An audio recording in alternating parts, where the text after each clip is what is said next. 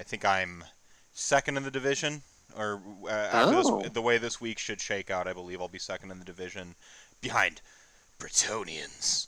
Uh, but Having no concept of what teams are actually decent in Blood Bowl, hearing Bretonians are doing well is like, really? Bretonians? well, Really? it's like time traveling, 12 years ago or something like that. It's crazy. No, Bretonians are, well, Blood Bowl Third Edition is coming out, and Bretonia will thus be gone with that. But Hmm. they'll be replaced with like the royalty team or something like that, or like nobility team or something like that, which Sure. are functionally and fundamentally the same, but now they can, yeah, nobility. But now they can like get a sweet copyright on it now with like the nobility team. Then because Bretonia was a real place, and so like now they'll be able to, uh, No. now they'll be able to like get some get a copyright on it, which is cool. But no, in the game, Hmm. Bretonians are surprisingly good. Are they? They fall apart a little bit late game because they don't have like just like huge like stat block dudes really. Oh, Um, gotcha. but they have like average to decent armor depending on who you are, and they have a good range of skills across their team. And effectively, they have like sort of one extra skill player in their group because they have like a sort of a defensive blocker lineman type unit, which comes with a one Oh, extra okay. ability. So they're Oh. actually pretty feisty, and really good against like from what I can tell, they seem to be pretty good against like agility based teams. Hmm. But maybe they might fall down a little bit to like more of the punchier teams. So I mean, that's the thing about like Blood Bowl that's cool is the game doesn't really um, like it's so in the RNG sphere, which random numbers generator. It's so Hmm. in the RNG sphere of things that it almost like it almost relishes in some imbalance. Hmm. This constant Yeah. need, and I do understand like competitive gaming and a need for parity, and I'm rocking my Giannis Antetokounmpo, one of two of my Mean Mug shirts. This one actually sent to me by Tomb King Tristan. I love this shirt, and I do stand with what the Bucks are doing right now. You feel free to at me on Twitter. Um, so the uh, I watch competitive play and like they try to achieve parity through like a draft and stuff like that. But like if you Sure. end up with three superstars on your team on a basketball team and you have a starting five, you're just gonna crush people. And so it's like competitive competition. Chasing parity is super important, but there's a lot of fun in just like yeah, but what if we just have the hugest dudes dunking on people and let it be random, you know? Hmm. And that's where Blood Bowl kind of ends up. And when you lean into it, and the super important part of that is leaning into that mentality. You have to be a masochist, or you will not enjoy yourself. And I think Hmm. that's what Blood Bowl does really nicely. It's like I've said it before. I'm going to say it again. The XCOM. Have you played XCOM? I have. I've played many XComs. Oh, even like the old school like DOS ones. I played the first one a bit. I've played all of the or Was most of that the like newer Windows ones. I haven't played the 95 one. era or something like that? No. Um, Right. Yeah, I haven't played the brand new one that just came out, the smaller scale one. But I played the original one for a little bit when a friend of mine did what you usually do, where you make all your friends into characters. And he yes. told me that like, yeah, you were a great sniper until you got mind controlled, and our other buddy, the chainsaw wielding priest, had to, chop your head off. It's Yeah. like, okay, all right, Yeah. it went out in style at least. Yeah. No, that's it. That's the thing is like Blood Bowl for me. I love XCOM, especially like the new sort of iteration of XCOM because uh, they've got that old school sensibility that I love about video games, where that Hmm. it's like a kind of punishing difficulty curve. This is that's that Dark Soul appeal. Like some people like really Right, enjoy that right. sort of like punishing gameplay, but like with new school like some forgiveness. But what's really cool about XCOM, I'm sorry, this is an XCOM stream now. Hmm. The way they generate their seed for RNG is it's essentially a hinge to the save file when you go Mm. into when it generates the map. So it generates all the numbers out. So like you can't really save scum it. Like, which would be of course like quick Yeah. saving, quick loading, and then like you got to you live by the dice, you die by the dice in XCOM. And so it's got that punishing. You just have to make the correct decisions, and even the correct decisions will be the wrong decisions. And that's where like my absolute favorite meme to kind of come through COVID was like only a 2% mortality rate for COVID, and then it shows XCOM players, and it's like Jordan Peele just like sweating, like only 2%. He's just like pouring the sweat from his face because like XCOM players know what like only a 2% chance of failure looks like. Right. That's We yeah. Go ahead. we are all that Jean-Luc Picard meme where he's like, you can make all the right choices and still lose, and that's just being human. And it's like, and that's just XCOM. That's just XCOM, yeah, and that's Blood Bowl, Yeah. and so like, but like the offset of that is it liberates you to make, and then we're kind of back to Blood Bowl now. The offset of that is it kind of liberates you if you know that just wacky numbers are the great equalizer, that like it rains on the just and unjust alike. Nuffle favors no one. And Right. Nuffle is a fickle god, and his favor, if granted, is temporary. It's like it allows you to make the wacky play. It allows you to feel like you still have a shot when things go against you. And if you got just that little bit of like that sort of that like masochism, you can enjoy that. But also, if you have what, like, I just shared a clip of what Rocco did the other day, which is he blitzed his skink on 2 red dice, meaning your opponent is selecting the worst option on 2 dice. He blitzed 2 red dice into like an orc or whatever, like just crazy bonkers play, and he gets the knockdown on the dude, and you're just like, my game versus Razor Tree Production, Jared, at the beginning of the week, I played on Monday night. That VOD's available right now. You can go watch that. I played against him, and we just like we're doing this thing where we were just like, well, what's the play with the most hubris? Like, and so we just did the most hubris play against each other. He threw a long bomb from like the diagonal all the way across the field, and like it wasn't intercepted. It wasn't like, and it wasn't swatted down. Like, I'm just like, this is. I mean, it was like 6 up, 6 up, 6 up, 4 up, 6 up, like in terms of the dice that he had to get. I'm just like, you can't. That doesn't happen. So it's. I mean, there's a. But how are you enjoying Blood Bowl so far? I've been enjoying it a lot, actually. I think I was very much in that camp of like, before you talked to Brendan and Frank about it, I had never given Blood Bowl a second look aside from, oh, those elf models are cool. That might be a nice conversion. And then getting into it and starting to play, I've been surprised at how much I've taken to it now, and how I'm like asking Kyle and Christian, like, how did your games go? How's the league doing? How's everybody else? What's happening? And how much fun it's been having those moments. This has happened in like 3 of my games in a row now, where there will be a moment where I've got a Dark Elf Blitzer who are very, very good players starting out the gate. And I'm like, okay, to successfully blitz the ball carrier in his cage, which I have not been able to open up at all, I have to make like 2 3-ups. I need to make a 5-up, and then I need to hit him, and there's only 1 dice, and that has to be the exact dice I need, and it's worked. And I did it to Christian twice.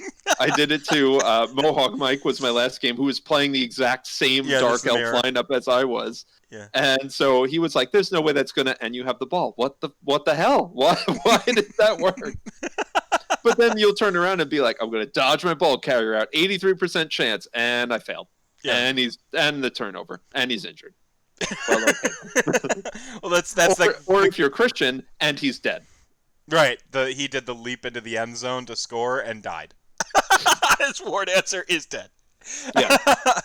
Yeah. It's weird. Like it has been this absolute beacon of light in an otherwise like kind of like crummy time for me, where I'm getting to talk to friends. There's stakes like there is in like any like proper tournament where like sure.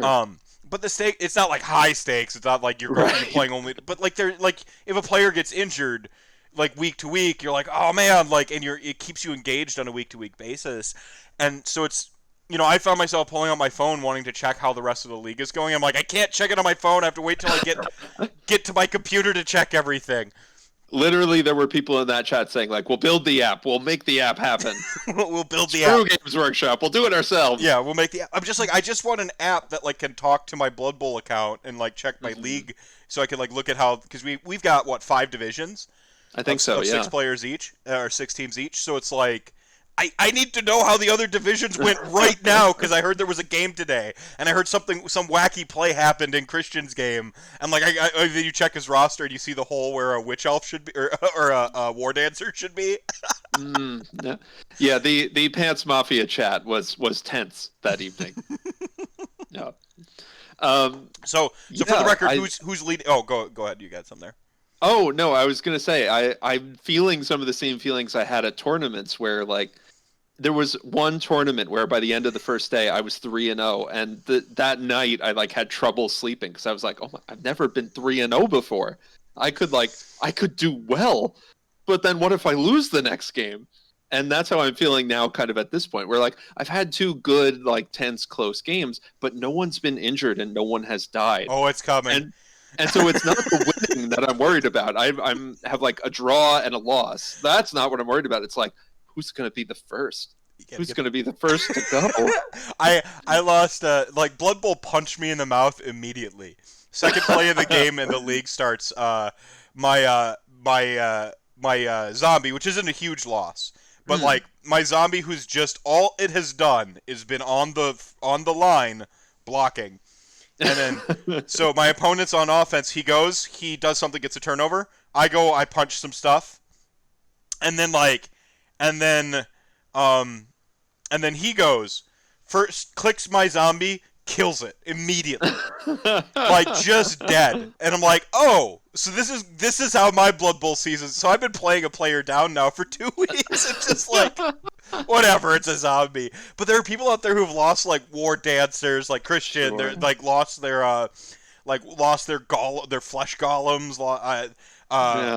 My opponent Travis week 1 had a really close call with losing a werewolf. Like the werewolf had died, but undead get a regeneration roll. So he got the regeneration roll on the sideline, so like his werewolf wasn't dead. But that would have been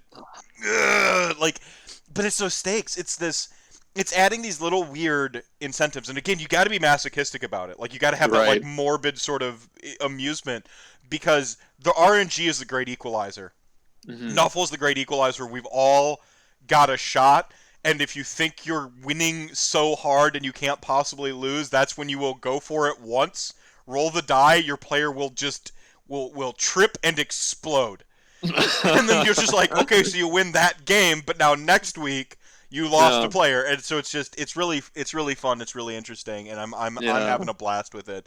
I like that it's not a full-scale war game. I couldn't play everyone was throwing in with 40K this sort of like lockdown, and everyone's getting interested in 40K, and I'm just like, I can't. I'm excited for people who are loving it.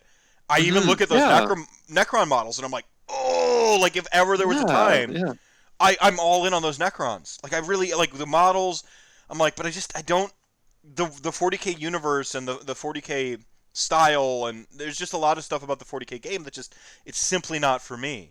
And so I'm like I'm like that kid who's sitting there on the merry-go-round watching everybody else like running around playing tag and having a blast, and I'm like just like I'm not having fun, and I can't do 2 full war games, like 2 full 2,000 point forces, but I can do 16 models on the side, And with the Blood Bowl video game, like I don't even have to paint a model. Like don't get me wrong, I can't wait to get the necromantic force and do that going forward, but that's gonna be just 16 models. I can bang that out in a week. Even me, the hobby novice, like 16 models. Hell yeah! Like and the community for Blood Bowl, it's there. It's been there since 1986.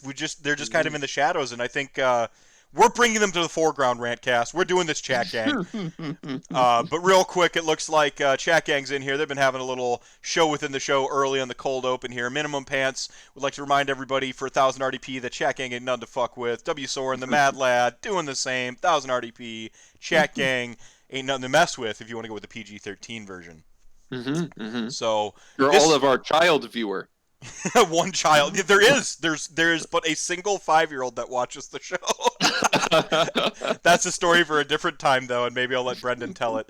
Um, so this is, of course, Rantcast 63. I am the magical Mr. Mephisto, the most dangerous record scratch noise, the purple-haired wizard of the airwaves.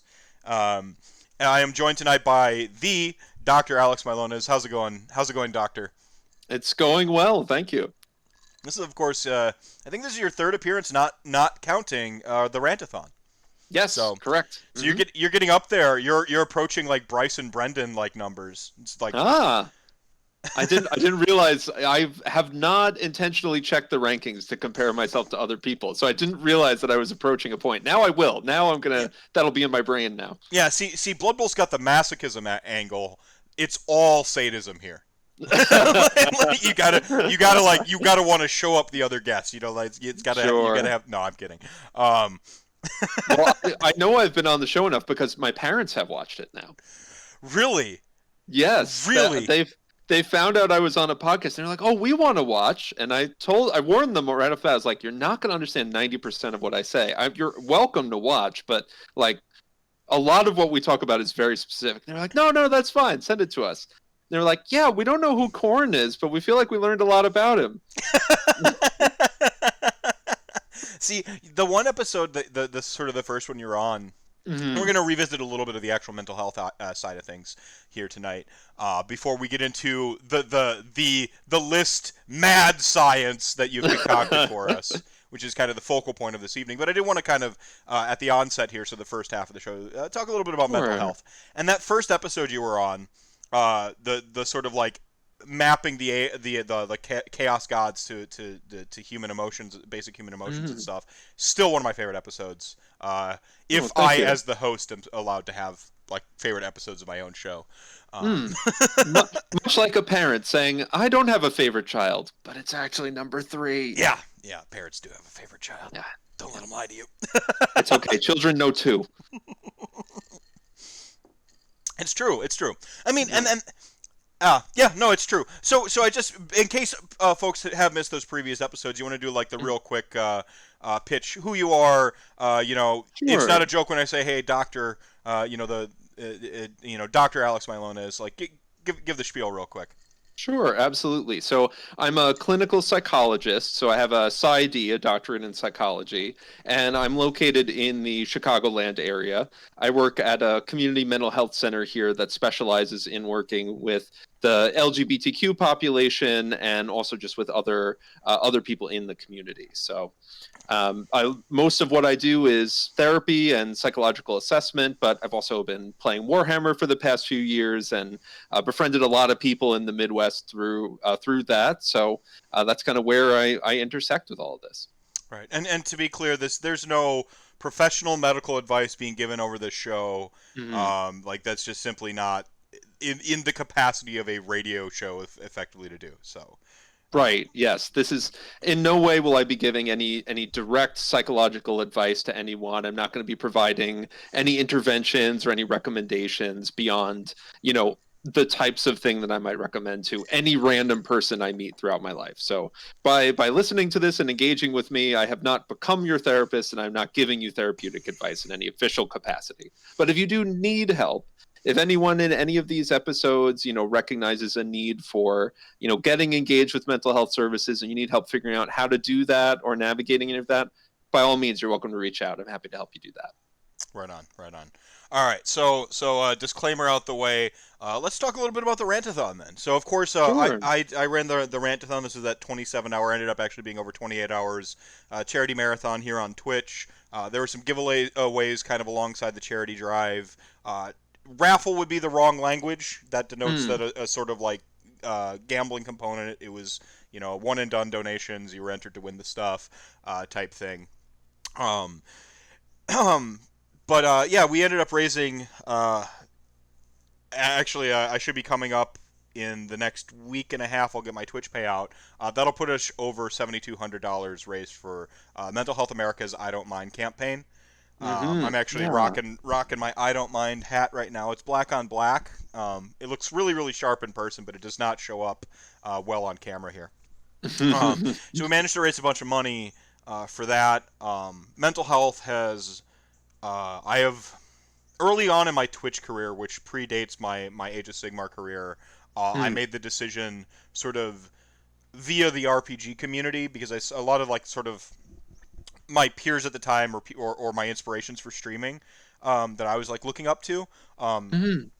a couple of them did like mental health visibility posts, and I personally always have this like stigma or this worry that if I talk about my mental health, people will think I'm a whiner or I'm a wuss or I'm somehow not Sure. manly, the toxic masculinity thing.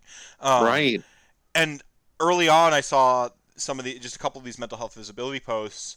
They really helped me because Hmm. that feeling that I'm not alone, these people I admire have their struggles. I've, I then adopted that too. So by the time AOS RantCast rolls around, I've already been mental health. Visibility has kind of been an early part of the cause. Um, so Sure. so uh, not to like self hype too much, but it meant a lot to me personally to be able to um, put effort into not just saying the thing, but doing something for a cause I believe in. And so I thank you so much for being a part of that, Of course. especially with it being sort of adjacent to your field. Um, Related to your field. I don't know how you'd say that. Mhm. And everybody in chat gang here, everybody who donated, everybody who watched, everybody who retweeted, every single guest who donated time, everybody who donated sort of prizes. Thank you, everybody. It far exceeded any expectation I had Mhm. whatsoever. Very literally, I expected it to be hard to raise $1,100, and we raised over 7,000. so, so for me, it showed that the community is receptive to the message. It showed that it means a lot to people, Mhm. and it showed me the power of the Age of Sigmar community. We always say that this. I always say that this is the best community in gaming. I believe that 100%. I've been around nerd stuff my whole life. I've been in various Mhm. communities. I'm still in. I still have I still have like the hat for like some games journalism stuff. I still have some friends in that sphere that I talk to. I still play RPGs constantly. That's kind Mhm. of my original sort of passion and jumping off point into everything was RPGs. Um, and But it's just like the Age of Sigmar community is special. I think Mhm. everybody proved that. Now it seems like forever ago, but it was about a month ago now.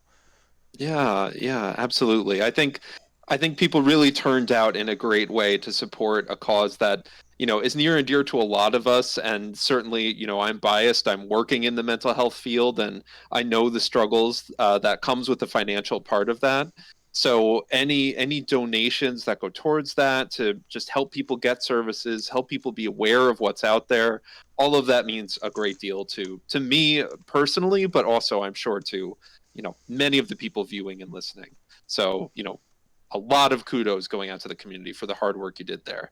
And it was a really nice moment professionally when at the next meeting of my practice I was able to in a group say, yeah, I went on a podcast that I've been on a couple times, and we raised $7,000 for a mental health charity. And I got to say that to other fellow mental health professionals, and they were very impressed and very grateful. That's amazing. That's awesome. You're actually kind of talking about like kind of quantifying like what that means, like how much, like what that kind Yeah. of means in terms of like the math or the money side of things. Do you want to care to take me through that or through that a little bit because math disgusting. Certainly, I'm happy to, and courtesy to Excel here, who helped us with all of this. So as a clinician, I do get to see the financial side of things very much. One of the benefits of being in working at a nonprofit at a community mental health center is that we do have a little bit more flexibility to work with clients on the costs of sessions. We can offer them sliding scales, we can help them navigate insurance and things like that. So because of that, I've gotten a good working knowledge of how much does it actually cost to attend therapy, for instance. Mhm. So I have a few different tiers here. And I went with 7,000 because I knew we had broken that number and it's a nice round number. So let's say you have a pretty good insurance plan that actually covers mental health. There are a bunch of different companies out there that offer plans where you'll just pay a copay every time you go in. And but you're paying that every week if you're working with a therapist. You might move to biweekly and things like that, but figuring that you're going in once a week for a session, that copay adds up pretty quickly. So roughly on average, I would say a $30 copay is pretty common. So that's $7,000 that we raised. That's 233 sessions if you're paying that copay.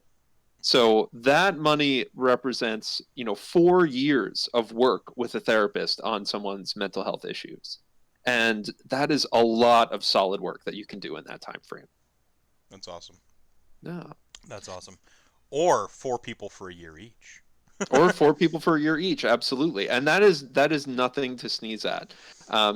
Having worked in this field, there are times when, in a month or in 3 months, you can make a lot of headway and you can make a lot of progress on some issues.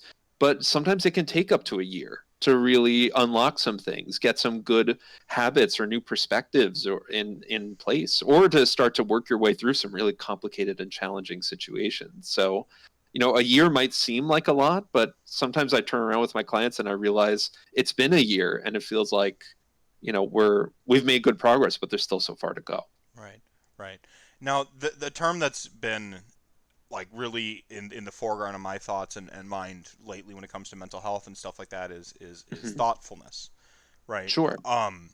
So I, in many respects, I refer to it as my spiral, or like this darkness inside me. I've talked about the tar in my bones that is Mm. just there and I can't escape it. It comes out regardless. Um, one of the terms I've heard most used. So like something happens, like stimulus response. Hmm. My response from my mental health is often to skew negative. I go into one of my spirals. Sometimes it's just a time thing. I know in Hmm. about 4 days I just run out of happy. Like Sure. I will just I'm done with I have a finite amount of happy. And I can feel that like sort of like that weight beginning to build, that coming on of this sort of like descent down through my spiral, and that I'm just going to be in it. One of the things that has helped me the most was becoming aware and admitting it. Right. Um, you know, but like sort of checking in on the clues and going, okay, I like, if I'm really depressed today and like someone talks to me, I have a higher chance of probably being an asshole to them. Hmm. Like being aware that I'm in that mood can help me check myself and just be thoughtful and mindful, because you're going to have that sort of stimulus response action, Hmm. make an angry tweet at somebody or Facebook post and engage and get mad. But then you have to engage that sort of second higher brain function and go, okay, I know that I am here right now mentally. This is where I'm at, and then like kind of engage that. And sometimes I can thwart it. Hmm. So really, I wait to make any social media, especially now with the isolation mounting and hopefully some social change coming through that I think is long overdue, and hopefully we can get some lasting social change. But I digress Sure. on hijacking the show with that. Hmm. But before I make the angry tweet or Facebook post, I engage that sort of thoughtfulness and go, hang on a second, Andrew, you're worked up right now. You're feeling bad already because you're just in one of your loops, dude. Like, pause. Do you still feel like sending it in a little bit? Can you reword this or rephrase this? I've spent a whole Hmm. day with a message I wanted to send. It's usually a little bit more on my personal Facebook side of things. With a message Hmm. I've wanted to send, and I don't send it. I would just wait a long time. And this is just general advice for Facebook discipline in general, social media discipline in Sure. general. Yeah. But after one whole day, I'm like, time to send it. Like, and then I look at it, I take out some of the scathing, meaner language, and then like keep the body post, and then I actually like Control C, Control V it onto a plain text document on my desktop, and be like, if I still Hmm. feel like sending it in a day, we'll go back to it. And I've done that, And I did that Oh. actually like very recently. Very recently on my Facebook post I sent out, I did that. But it's that thoughtfulness and trying to engage that sort of second tier of thought Hmm. beyond the reactionary, like brain, like just that sort of reaction stimulus response sort of thing. Because again, I do skew negative, I skew Sure. sarcastic, I skew in all these kind of. I have to consciously try to be a positive person, and I Hmm. know there's kind of a fallacy there where I don't think I can just will myself to be a positive person. Like, and when someone tells me, "Oh, you just think positively, and then you're positive, and then it's not and then you don't have to make it a habit anymore because it's just how you are." And I'm like, 35 years, man. Like 35 years. I had about Oh, 7 of them where I was happy. And then like after that, it was just a tailspin of chaos and horror and hell. You know, oh, the physical scars I can still point out on my body. I assure you, the mental scars that were left are just as there still. I'm like, oh. so that like I get mad at the whole like just pull yourself up by the bootstraps, be happy sort of you know positive for sake of positive like message. And I'm like, but I also recognize the need for me to kind of engage that secondary thought and go, wait a Sure. second, pump the brakes. Now, the counting thing with my anger does not work whatsoever, I found. But yeah, maybe you could Yeah. speak a little bit to thoughtfulness because that's what I've really been Sure. thinking about lately, especially right now, especially in isolation, especially when everyone, I feel like everyone, not maybe not everyone, I'm projecting, but I feel like Mhm. the back to the wall sort of vibe sometimes. Yeah, absolutely. And I think thoughtfulness is a really good word for it, and actually captures the word that we might use to capture the psychological philosophy behind this is mindfulness. And if you think about those two words, how close they are already. And Right. it's very much the types of things you're talking about, that if we are aware of our own internal patterns, of our emotional reactions, of our physical body and how it responds to these situations, if we've built that awareness, then that makes it much easier for us to try to change or intervene or adjust how we approach a situation. The analogy I'll often use is that of bringing a car to a mechanic. If your mechanic has no idea what's wrong with your car, just that something's wrong with it, I mean, they can replace a fan belt. Maybe that will help, but I mean, who knows? That may or may not do anything. But if your mechanic is able to diagnose the problem, then whatever they do to repair the car is much more likely to actually help. Hmm. And so that's where that mindfulness comes in, as when we have that awareness of ourselves, and also that measure of acceptance of who we are and what those reactions are, how much easier it is to try to intervene in some way, and also to recognize that sometimes the intervention's not successful, or sometimes it just doesn't work, or you don't have the resources, and so you have to find some other ways around it. Hmm. And that is the type of thing that you build up over these longer stretches of therapeutic work. Either doing that with one provider, either doing that, by going back to therapy if you've done it for a while. This awareness of yourself and of your thinking and your emotions. You get that from that sustained work. So Hmm. that's one of the nice benefits of being able to access therapy that readily. Hmm. Right. Right on. Yeah. Right on. Um. So, um, we also that's I think we've been a little bit on the heavier side of things a little bit, but we were kind of talking about in the pre-show about some of the lighter sides of some mental health perhaps quirks, especially in the gaming context. So like with Mm-hmm. we got to bring it back to Age of Sigmar. This is Rantcast. We Sure. can't stay on the rabbit holes too long. Um, but yeah, like you mentioned like some sort of ridiculousness or some lighthearted sides to this. Sure. So there are definitely areas where we can recognize our own neuroticism or the habits that we run into that we apply here. And I think like Age of Sigmar player list building is such a great example of that. I posted on Twitter recently about a very archetypal discussion in the Pants Mafia chat of me being like, but let's talk about Corsairs. And both Christian and Kyle being like, we've done this, man. We've been over this.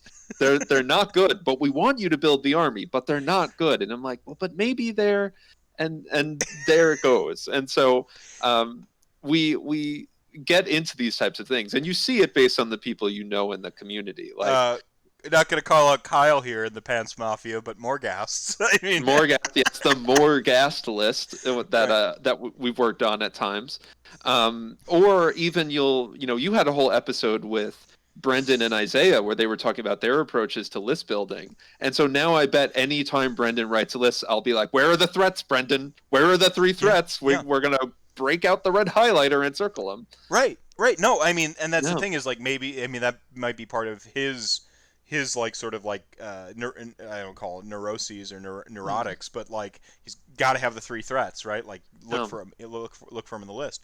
I mean, until you put terms to some of this stuff, it's hard to look for. You know, Hmm. I think we mostly the traditional way of looking at a list is hammer anvil. Do you have one Hmm. of each? Is usually how Yeah. people. I think that's a little bit of a fallacy these days, because some armies simply don't have anvils. Hmm. Like Beast of Chaos. Maybe it makes you a bad army that you don't have anvils, but some armies, once you get over that like sort of anvil hammer mentality, you're like, if everything's disposable and everything's a hammer, then now how do I build a list? Like, and then Right. when you unlock like these weird potentials, or what I, thinking from the back foot, or whatever I tend to say, or punching from the back foot, when you learn how to do that, then you become really dangerous with your list science. But sometimes it's fun to just, what is this, Vanilla Sauce? He best not be about to tell me I'm wrong for having 27 Gore Gruntas. I think this is where you can start to play with yourself as well by recognizing some of these patterns in yourself and then intentionally trying to either subvert them or play to them. So like if you're the guy running the 27 Gorgrunta list, then and you've been doing that for a while, and then you show up to a day and someone's like, "Oh, where are the Gorgruntas?" And you're like, "No, I've got, host duplicitous horrors here." People are going to be like, "I don't know what to do with you now." Like you brought a disposable army that's magic heavy. I'm used to you being the hard-hitting Iron Jaws guy. And now what how do I respond to this? Right. And you can use that to challenge yourself to play in different ways too, or find ways that play to strengths you may not have realized you had. Right. That's kind of like the mindfulness of list design, right? Like you're recognizing Right. your own pitfalls and quirks, and leaning into them, or Mhm. throttling them back as it serves sort of your enjoyment of the game. Sure. Yeah, like if you know for a fact, I don't know anyone like this, but you start a list and somehow there's 30 blackguard in it, then you might realize, okay, well maybe I need to change my approach to list building, but I'm aware of this pattern now, so I can change. 90 blackguard is what I need to do in this list. Well, I mean, essentially, with a big part of Age of Sigmar, Mhm. if for me, it really is picking your type of fun, and in a Mhm. social game, communicating the type of fun you wish to have, which is Sure, which is yeah. another important side of that. I think going to a tournament, it goes without saying that there is a competitive like sort of framework around it, so you should be Mhm. prepared to encounter people on a competitive level. Sure. But once you make that reservation, go, okay, check, I know, okay, cool, this is that. You're also going to encounter a lot of the people who are there really just that want to bring their 27 Gorgruntas, drink beer, and play 5 rounds of Age of Sigmar, right? Like, I mean, Mhm. there's that too, and being mindful of it, I think, Mhm. is only going to enhance your enjoyment of the game. I mean, maybe that's what I was talking about at the cold open there with Blood Bowl. If you're Yeah. mindful, if you're aware of the sort of like the masochism you must possess in knowing that if I go for it, I could knock out my own player right now. Yeah, You could go ahead. you picked the halfling team. You knew what you were getting into when you picked the halfling team. Right. So don't so you need to have that awareness to go into that saying, I, "Okay, I know what type of fun I'm setting out to have." And sometimes that can help to insulate you against some of the morale shocks you can have I think when it's like that dice roll doesn't go your way. I think it's really funny because you don't realize it, but Vanilla Sauce is the halfling player in our Blood Bowl league. Is the same person as the 27 Gore Grunta. So now we're just calling you out. Fantastic. Oh man, Um, I'm rooting for him, so says Frank. So yeah, having that mindfulness, you can apply it to so many different parts of your life, and that applies just as well to Age of Sigmar. So if you know you're the type of player who has a really hard time not aiming for the Alpha Strike, then build the Alpha Strike list. Then you're playing to your own native disposition, Mhm. or build a list where you literally cannot alpha strike, and then you can subvert that in yourself. You've literally taken the option away, and then perhaps you can learn something different when you're not engaging in that innate tendency. Well, this goes towards my a lot of my tenets about hashtag get the what has become known as the get goodening. Mm. This is of course based on a comment I got on when I was on Vince's one time. Someone's like, "Did he just tell me to get good, but with smart words or something like that?" And then like I had to like at first I was kind of like angry because get good telling someone to get good is like it's super Dismissive. it's very dismissive. It's very Yeah. kind of crass. I'm like, oh no, like I'm not like I don't want to be thought of as the type of guy who like dismisses people and Sure. but I've now since flipped it and it's the get goodening like it's self-aware in that like yeah sometimes what I'm saying is like get good but like I'm not dismissing you and I think that's the big breakdown like Sure. you are valid to feel the way you do Hmm. but before we get to the table flip mode of like I got lost, I'm not getting better, I'm not winning games, what else can we do? Right? Yeah. Where can we get good? Right? If you're the Alpha Strike's a fantastic example. If Hmm. you are like if all you want to do is alpha, boy have I got an army for you. I hope you like eels or are really good at converting them though, because Yeah. you're going to be playing IDK. But okay, so this is like what the S tier peak version of that looks like, IDK. What does that look like now? I'm aware that I just want to alpha strike. What does that look like in the faction I enjoy? Hmm. Iron Sure. Jaws or OBR. I could build you an alpha strike list in OBR. It probably looks an awful lot like the Gorgruntas list, except instead of pigs, it's horsies. But It might be part Gorgrunta. We don't know where those bones come from. right. Yeah, they could be Yeah. part Gorgrunta. That's right. Yeah. Um, conversion Converters. idea. There you go. A gift to you. Yeah, there you go. A gift for converters out there. Yeah, so it's just I mean, once you're aware, I mean, that's that mindfulness. You need to be mindful of. And I said thoughtfulness for like half an hour, like an idiot. I meant mindfulness the whole time. So thank you, I mean, thank you the for terms are waiting so until close. after I talked about it to correct me.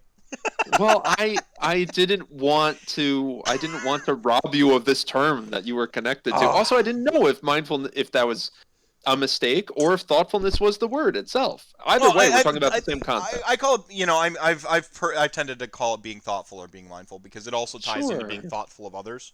I think mindful is Absolutely. very much internal, like be thoughtful of others, be thoughtful of yourself. I think that's where my brain was like kind of connected to it. So I have no regrets.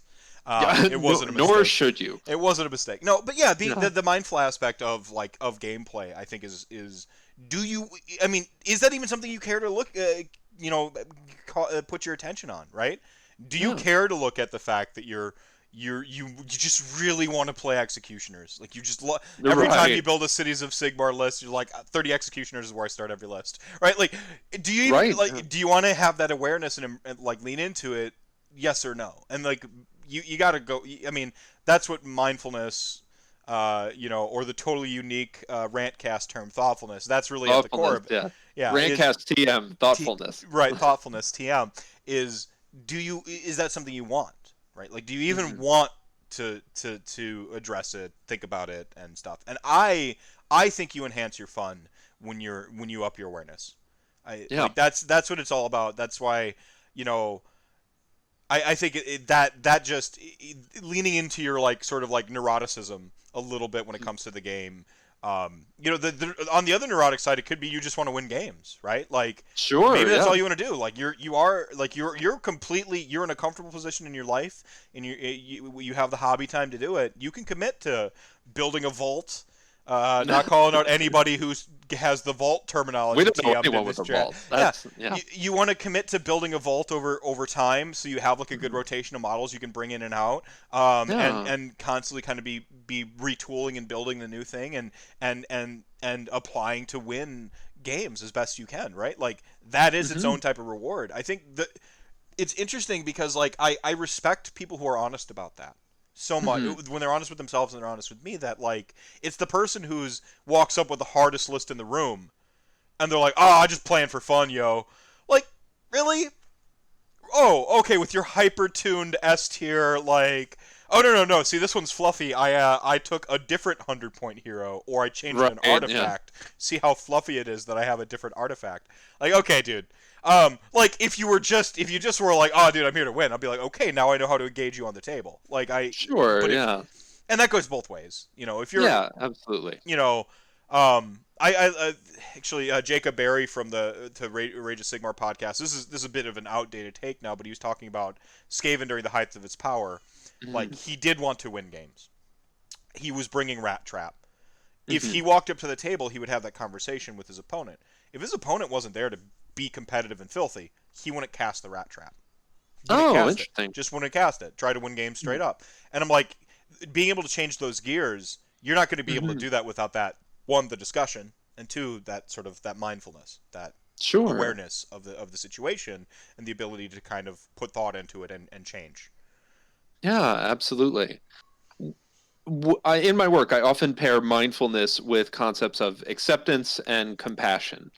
And I think this really taps into some of that. That with that awareness, you're able to then turn around and accept what you find there. And that doesn't necessarily mean that you approve it or you condone it Or or you that you like it, or resign you yourself have to fun it. that way too, right? Like you might Yeah, not. Yeah, I mean, if you're not on that axiom, you're not on that axiom. If you. sure. But continue. But Yeah.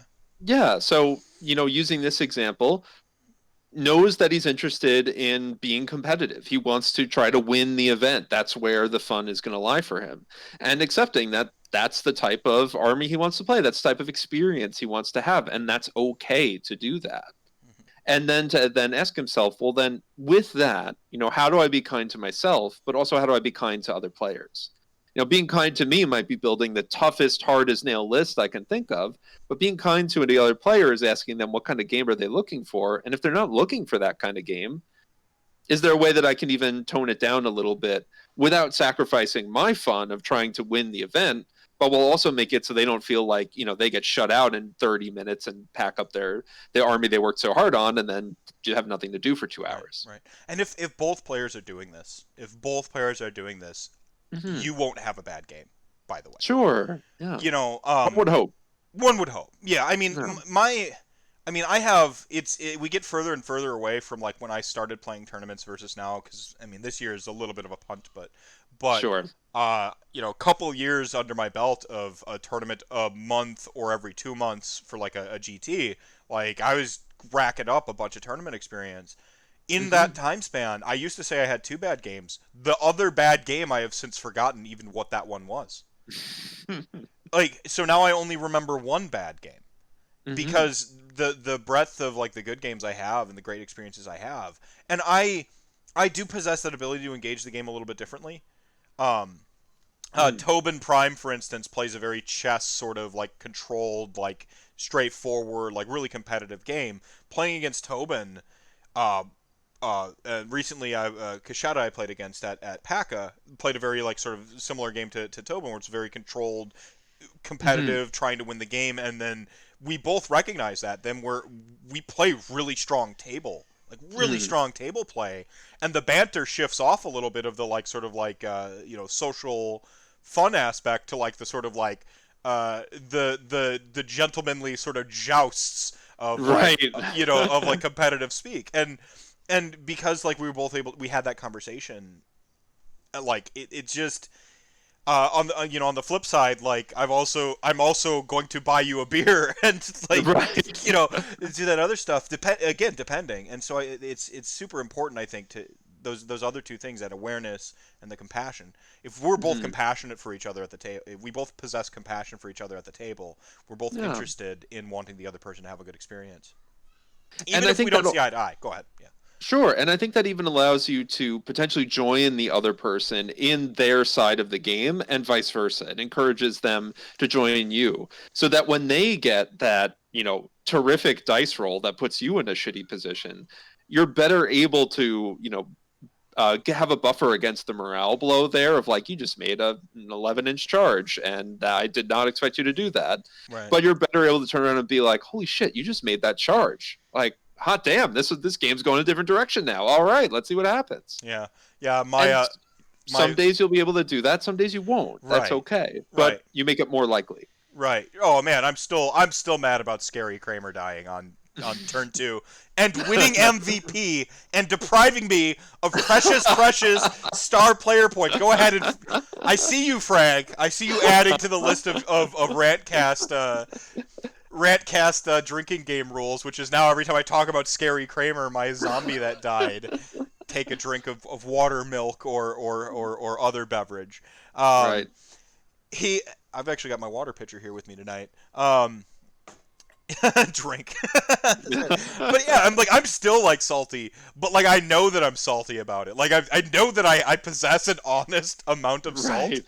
and so now my joy has become kind of flipping it to kind of indulging the sort of the shameless, righteous indignation of it a little bit. Right. Right. But like also giving myself a break and being like, dude, you're being dumb, you're being silly, like, and so like because at first when it happened, I was like, it would deflate, like I was just like I got to the end of the game having a good conversation, and I remember this distinct sort of like sobering moment where I'm like, that motherfucker just got my star player points. Like I'm just like that when that happened, my mood, which was like kind of cheerful, like great game, ha ha ha, I was getting tired, so like losing a little bit of energy, but that was the moment where I was just like it's the coffee bit from SNL with Chris Farley, where he's like sitting there and he's like are you aware that like we just switched your coffee for this other the decaf brand? And he's like, you did. Like in his face, like gradually, he's like, you did what?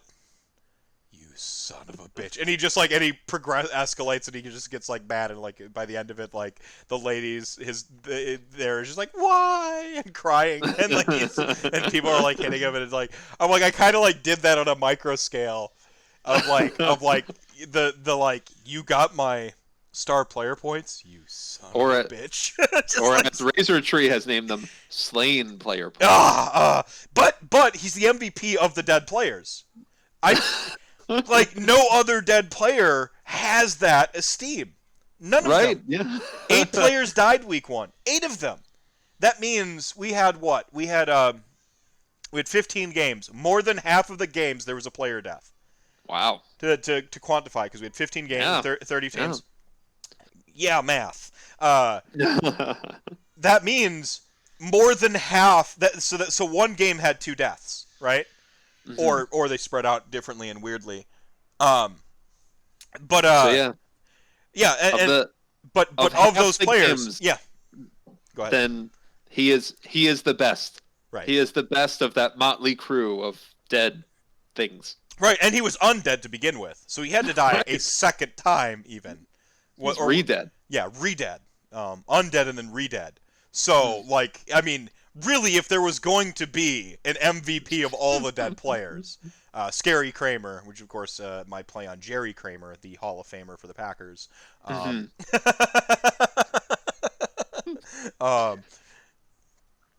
Drink again. Thank you, Frank. Thank you. You're sharp. You're sharp there, chat gang. So mindfulness, compassion, awareness. Yeah, I think these are important things to cultivate in our own lives, so we can certainly apply them to Age of Sigmar. And you can use that in ways to build lists that you think you're more likely to enjoy playing or piloting. You can use that to figure out how you want to engage with your opponents and with the game.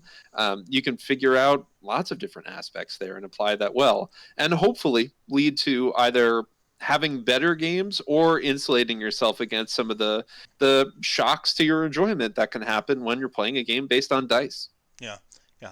I mean, and it's fine to have that, like, sort of that initial that stimulus response, that base, like, of course, emotion, right? I mean, this is in life, it is in Age of Sigmar.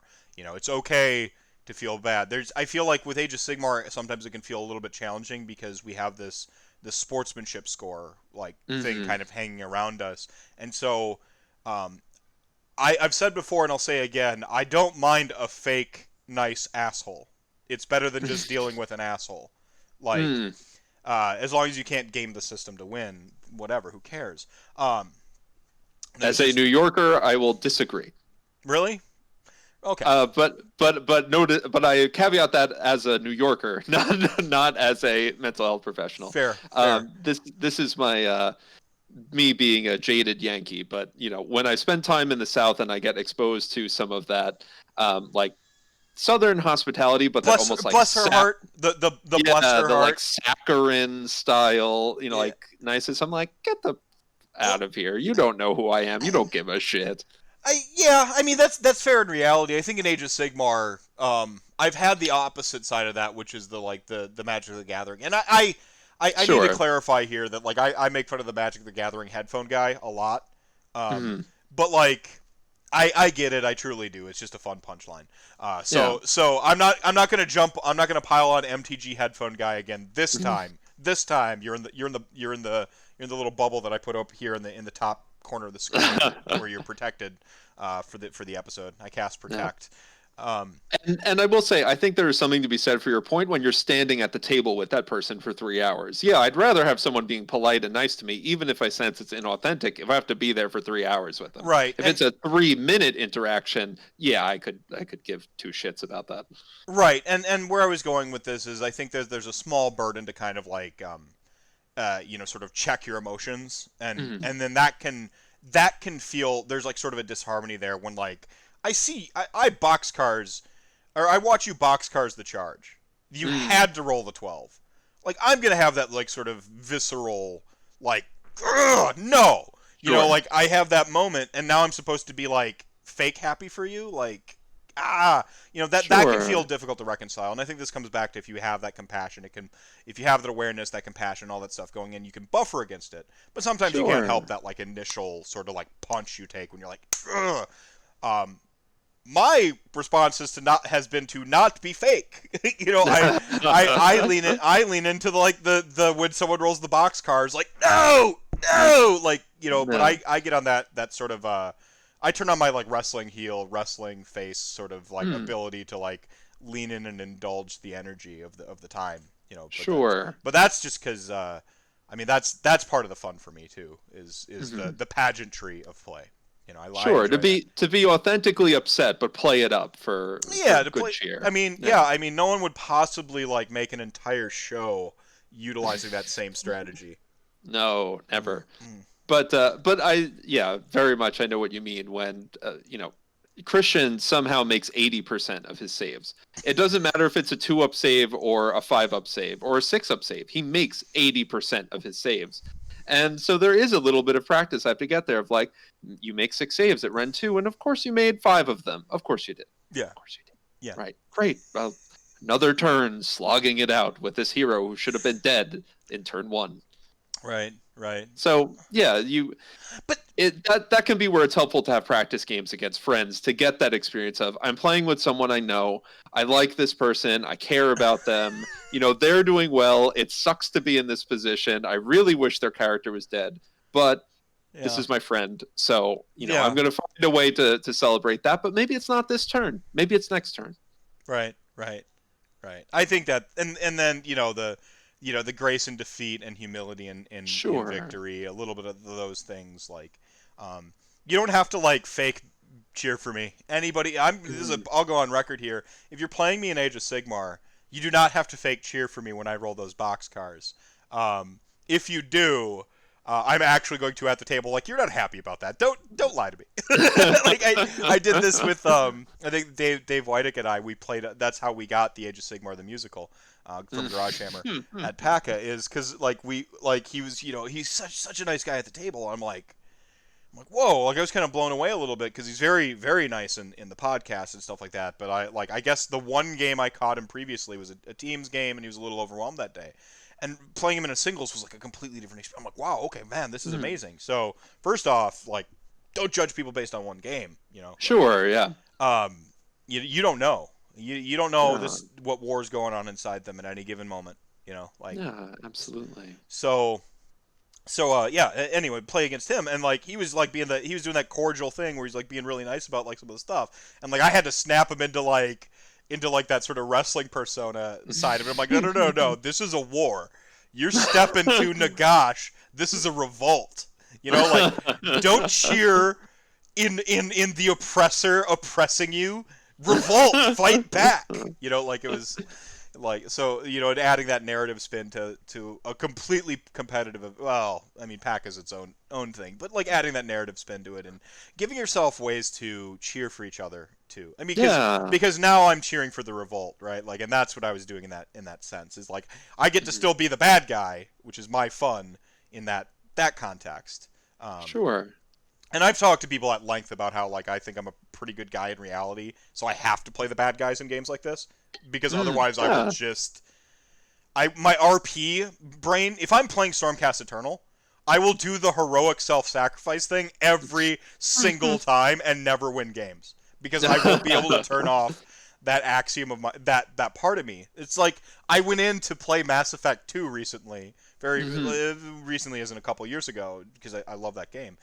And I'm like, okay, finally I'm gonna do my Renegade playthrough, and I make like the douchebag decision like once, and I'm like, doesn't feel right. Shepard's not a douchebag. He's a No. leader, or she is a leader of humankind, and like the coolest person, the most benevolent person in the galaxy. Why is Shepard being a douchebag here? And like I couldn't commit. I couldn't commit to the Renegade playthrough. Ah, yeah, no, I completely get it. Me and a couple of friends, we had introduced a friend of ours to Mass Effect, and he had never played it before. And he was playing through two, and he was making the Renegade choices. And me and my friend, every time we're sitting behind him, looking at each other, like he picked the Renegade choice. He he was so mean to that person. He's doing it. how how could he do that? We found out later that this person had some very questionable morals. And so I'm not saying that that tracks onto Renegade players, but I'm just tossing that out there as a Yeah. data point. You know, that That's like maybe if you make the Renegade choices in oh. Mass Effect, you're a bad person. Just saying. The minute Tali shows up, my resolve to be a renegade goes out the window. Like the minute Tali, like Voss Normandy shows up, and I'm Hmm. just like, ah, Tali, yeah, whatever you need, I will save the galaxy for you. Oh yeah, the fleet, your fleet thing. I can't be mean to everybody in the fleet and make you look bad. I can't like. I can't destroy the like every time anything. I like Tali is Bay. You got it. Yeah, yeah, and yeah, like in three, when you meet one of the higher up Solarians, and they're like, just betray the Krogan and like doom their entire species. It's like, what planet did you grow up on where that's okay? Yeah, Like, yeah. granted, the Krogan are a bunch of rough around the edges asshats who tried to conquer the galaxy, so I can see where they're coming from, but still, Oh, still. but like your POV for them is freaking Rex. Hmm. Like one of the dopest characters ever written. How can you no? like Right? and the Yeah. greatest and when Mass Effect 3 eventually comes out, I'll have some opinions on it, but hypothetically speaking, if it did come out and they did a Mordin Solus scene where he cures the genophage, it Mm. might be the only redeeming moment in that entire game. I Hypothetically. don't I don't think that game is that bad. I We're don't not think it doing it. deserves the Matrix treatment where people are like, it's a shame they never made more Matrix films. No, for me it is a shame that they never made another. They never completed Mass Effect. They just skipped right to Andromeda. Um, So you're okay with Andromeda, but are yeah, holding out these problems. Everyone, this is now the Mass Effect podcast. this Welcome. happens once every now. This happens every so often. This is why the rant cam exists. like, it's for when I get triggered to have to like yell about Mass Effect again. I'm still not okay with it. I don't like all the mindfulness in the world. The only way I can do is have some dissonance. What's it called? Perception, reality, Delusion? delusion. No, no, no. Cognitive dissonance. Mm. Like we actually humans possess cognitive dissonance as like Hmm. as a defense mechanism. This is Mm. obviously in the social media sense. There is a you know what I mean when I say cognitive dissonance on the internet. Sure. As a species evolving, there are a lot of predators when you're a caveman, and the reality is you're probably going to get et by one of them. Mm. And so the brain developed this ability to sort of like fracture reality from itself and Mm. so that you wouldn't experience it. That's one of the leading theories anyway on Mm. is cognitive dissonance uh, like a good trait, because we possess, this is a trait we possess, just like depression is a trait we possess as a species. Sure. Like all these things that we possess, they're not in our, we don't have them for no reason, right? Hmm. Yeah, typically when I talk about cognitive dissonance from a psychological perspective, I usually use that to explain that really uncomfortable feeling that we get when we realize that our actions and our beliefs and our feelings don't They align. don't all align. Yeah. Yeah, Yeah. our brain generally does not like it when that's the case, Yeah. but that's also not an uncommon situation for us to run into because we can hold many beliefs, some of which are conflicting, and hold multiple different emotions about Right. them at the same time. Right. Like how Mass Effect doesn't exist, because if it did, I would feel really, really bad right now about the entire series. And I want to love what I love about it, which is everything except for 3 ruining my game.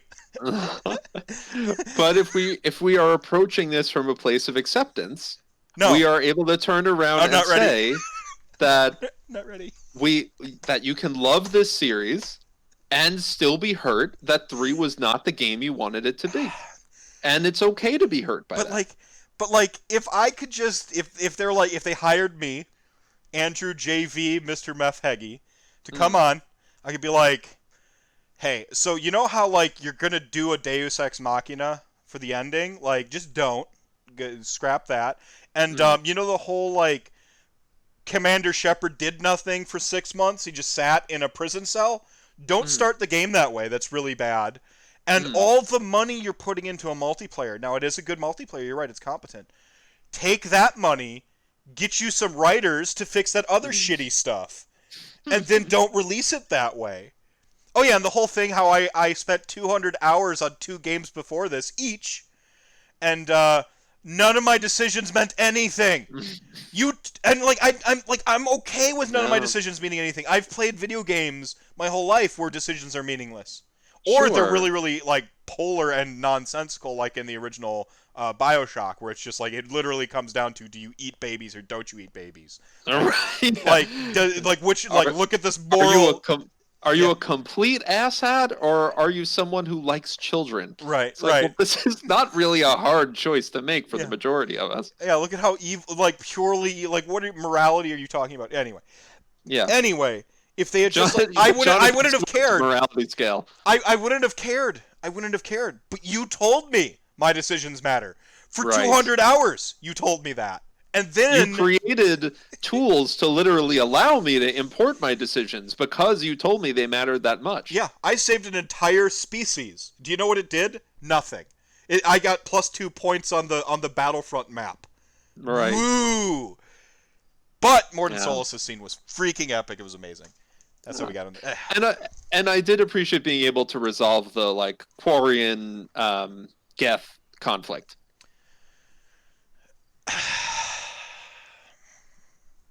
It was a little ham-fisted for me. Uh, Probably, yeah. like But I think they approached it in a number apparently, of. apparently you could get Tali killed in that sequence. What monster would possibly do that? Oh yeah, if you from what I've heard, the game has been out long enough. So sorry everyone. If you care about spoilers, you probably should have played it already. But there is no way Um, to save Legion. you can't save Legion specifically, no. But if you side with the Geth, then Tali watches the Quarian fleet get wiped out and kills Who would? herself. What monster would do that? I guess you really like AI. What monster? I got, I got Tali killed because I didn't complete. You're a monster, but hypothetically, because it doesn't exist. Right. Right. Hypothetically speaking. And why am I Well, okay with Andromeda? Because Andromeda is not the series I was invested in.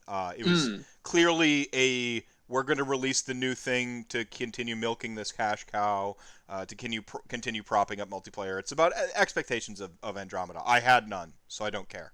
It wasn't mhm, for me. Whereas Mass Effect 3, very specifically, untitled fan mentality, was supposed to be for me. You know, mhm. I've invested 200 hours Yeah. into your franchise. Like, obviously, this is for me. Um, Yeah, it is. Oh. It is I see what you mean there. That for Andromeda, it's like starting a new series that's a spin-off of another one. It's like starting Angel after watching Buffy. Yeah, It's you can like have fun I'm a with it. little invested in Angel, but like other than that, I'm just I'll watch it because it's another thing in the same universe. Right. Right. Yeah. 100%. That's perfectly stated. Yeah. Yeah. But I didn't want to pan Mass Effect 3 too long. This happens to me from time to time. I'm sorry, everybody. I Now just we know, everyone. Trigger button. no, Add this to the list. Make an emote. The no, Mass Effect 3 button. no. I can't. I can't do it. um, oh, I can't. Like, I can't emotionally. And I guess they kind of fixed it after launch. They updated some of the endings They and did, yeah. they did some stuff. And I'm like, but for me, it was already like sullied. It's so hard to go. The expression "you can't go home again." Like it just Hmm. it's like a Full Metal Alchemist. I was super. I'm not a weeb. There's an entire emote there. If you are a tier 3 sub to my channel, you can unlock it.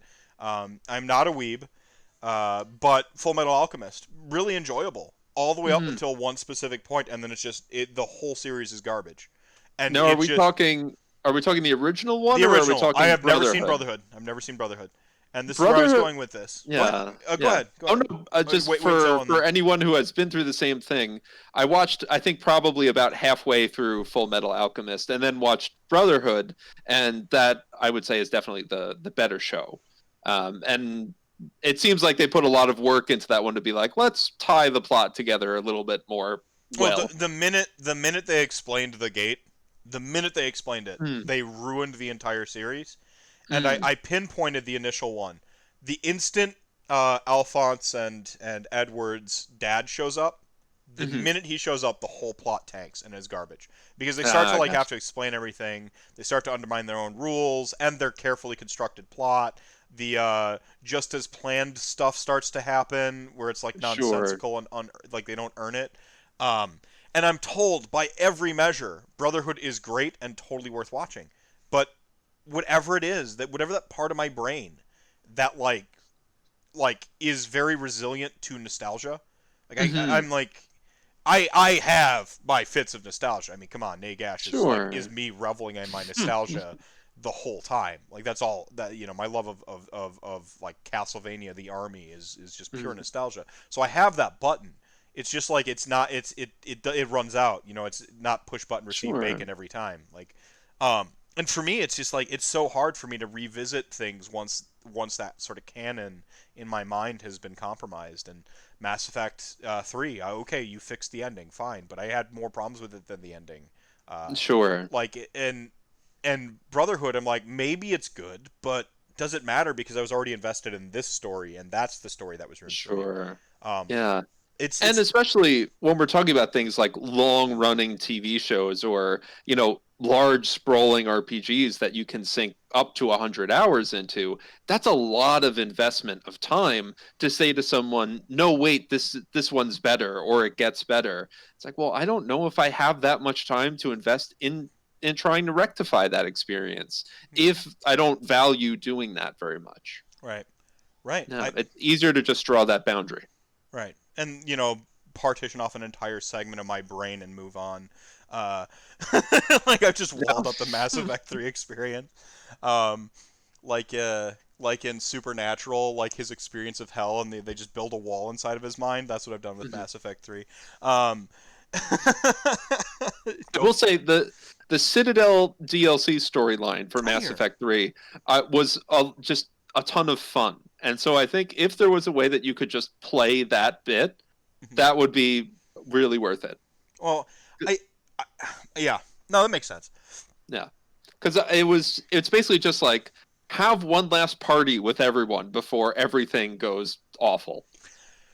Yeah, I mean, I, I we're talking about like that huge fan investment with like Game of Thrones comes immediately to mind just because I kind of Sure. partially made fun of it recently, and I'm just like waiting on the edge of my chair, like okay, where's it coming? Like waiting for the hate to come at me, like it Mm, normally does anytime I mention Game of Thrones, and I'm like, it didn't happen this time. I'm like, did the whole fan base just like dissolve? Are they holding out for huh. the books to fix the ending? Like I mean, because I was never attached to Game of Thrones Hmm. personally. And so like I'm wondering if what a lot of the Game of Thrones fan base was experiencing apparently it happens around season 6, 7, and then 8, where that they begin to feel that sort of like that thing that they love sort of unraveling a little bit. Yeah, where it really starts to deviate because the book material is just not present anymore, but the show wants to keep going and finish it. That yeah, now we're relying on the writers of the show and to whatever degree George R. R. Martin is consulting on it to finish up this plot that was previously based off books that took years and years to write. Yeah, and we're on, quite honestly, like George R. R. Martin himself had kind of mucked up his own story. He had Right. intended to have a time jump. He had fully intended, and this is well documented, well talked about. He had fully Mm, intended to have a time jump because he wanted to do.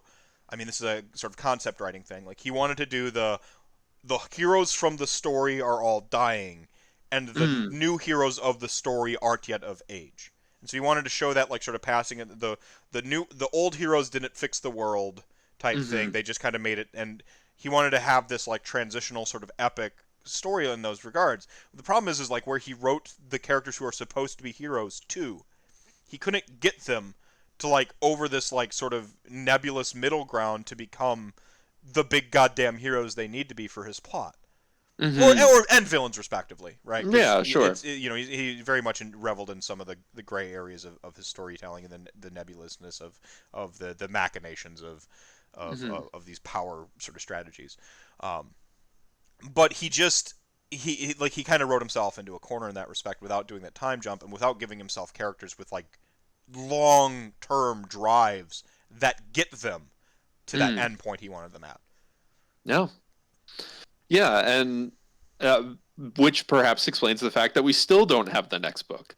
The show literally got started, came and went in the time that, and he still has not actually finished the next book in the series. I think it's because he's just really enjoying the dump truck of money that HBO Yeah, parked on his lawn, and then he like bought a boat and he's just like doing the like just boating around like a real and actual sailor. And I get it. It's hard. yeah, It's hard to finish stories. It is. for I sure. write. I'm not throwing stones here in this glass house. I'm talking more to the fandom, the Mm, sympathy I feel for a fandom that has a huge time investment, and then the payoff isn't right. quite what you want. Yeah. You do one of two things, right? Like you either just go, okay, cool, like you accept Yeah. it, or well, three things I suppose. You do what I do and pretend that it never ended, because it didn't live up to your expectations, or you hold out hope for the new rebooty blah blah blah. Like you got to do Sure. something. Yeah, right. There's a number of different ways you can approach it. And, as with many things, I often recommend the approach based on acceptance. Okay, this is the end of the show that we got. It may not have been the one that I wanted. I have these feelings about it. Those are all legit and valid. And with that, what do I need? What do I do for myself? And if your answer to that is I need to go rage on the internet about it and send death threats to the, author, cast, so on and so forth, yeah, no, you're not barking up the wrong tree. You're not in the realm of compassion. Yeah, yeah, you're not in the realm of compassion. I think is important. No. Um, And Go ahead. and so I think that is actually an interesting segue to kind of swinging back around. One of my lists is literally just about I started Age of Sigmar with Darkling Covens, and damned if I'm not going to keep trying to make them work. Um, You want to start with that one? So we got the cities of Sigmar. no, we can hold off, We'll hold on that. Okay. but that's my not so not so I smooth I had segue a back really around good into it. segue there. I really Oh, did. It was a did you? great segue. I'm sorry. No, no, no, no. I mean before this, there was an Oh excellent God, segue. Mindfulness. We were talking about compassion, stuff like that. no. I made one quip about Mass Effect, and And then then off we go. and then it was gone. Yeah, it was like we had a really good segue. So if I edited shows ever, I would chop out that part. You'd have that great segue, and then we'd say something along the lines of, "So speaking of that awesome segue I just had, like." We've got three lists here that you've made, kind of employing Mhm. some of this embracing of the fun sort of neuroticism of some of Sure. these qualities of list building. I'm starting with the Dars of Cain one here. The Daughters Uh, of Cain. Okay. so, what was your premise for the list? Like, kind of, what was that sort of thesis statement going into it? So Daughters of Cain is very much a combat army. You know, they have a couple of ranged attacks in the army, but for the most part, the whole thing is built around the combat phase and doing all of your effective abilities in combat. So, but they have a couple of interesting things that allow for shooting. So my entire idea was, let's give the Daughters of Cain a shooting phase. And it took an obscure battalion, and it took a lot of investment into units that are probably not going to help you win a game, but damned if we didn't give them a shooting phase in this list. Of course, the battalion you're referring to is the Shadowhammer Compact. Is that in the DOK book itself proper? It is, yes. Okay. So the Shadowhammer Compact is one of those awkward battalions where it includes units from another army. So Shadowhammer Compact is half Daughters of Cain units, half Stormcast Eternals units.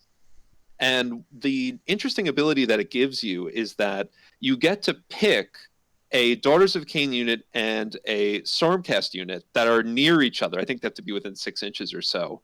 And then they each get to fight or shoot or move.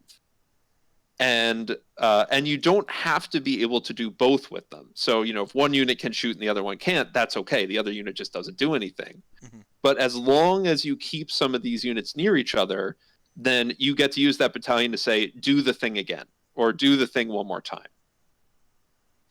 So what we've done in this list, so I'll kind of walk everyone through it here. Mm-hmm. So we have a Daughters of Cain army. I put it in Calibron just because since we're taking Morathi as our general, we're not getting our command trait. So it wasn't really necessary to put us in Hagnar. And Hagnar very much is about, you know, one of their battle traits allows you to reroll all hits instead of rerolling ones to hit from the Daughters of Cain battle trait that gives them stacking bonuses over time. But here, you know, Calibron instead gives you just a flat -1 to be hit in shooting. Mm-hmm. And I thought, if we're going to be trading shots with the other army, then why not give ourselves an advantage here? Plus a teleport, right? You can't use the teleport because Morathi's your general. Boo. Okay. I think, unless, actually, wait, the teleport might be a command ability, not a command trait. And the Daughters of Cain book, since it is older, is a bit fiddly in how it's set up. Yeah. Yes, so the command trait is the teleport. Okay. So unfortunately, you don't get that with Calibron. All right. So, but I mean, as with all silly lists, adjust your flavor. Feel free, adjust your spices as you like. So season to taste. Season to taste. There you go. That's the phrase. Yep. So we have Morathi as your general. We gave her Mindraiser because why not? We have a Slaughter Queen on foot who we need to take for the Shadowhammer Compact.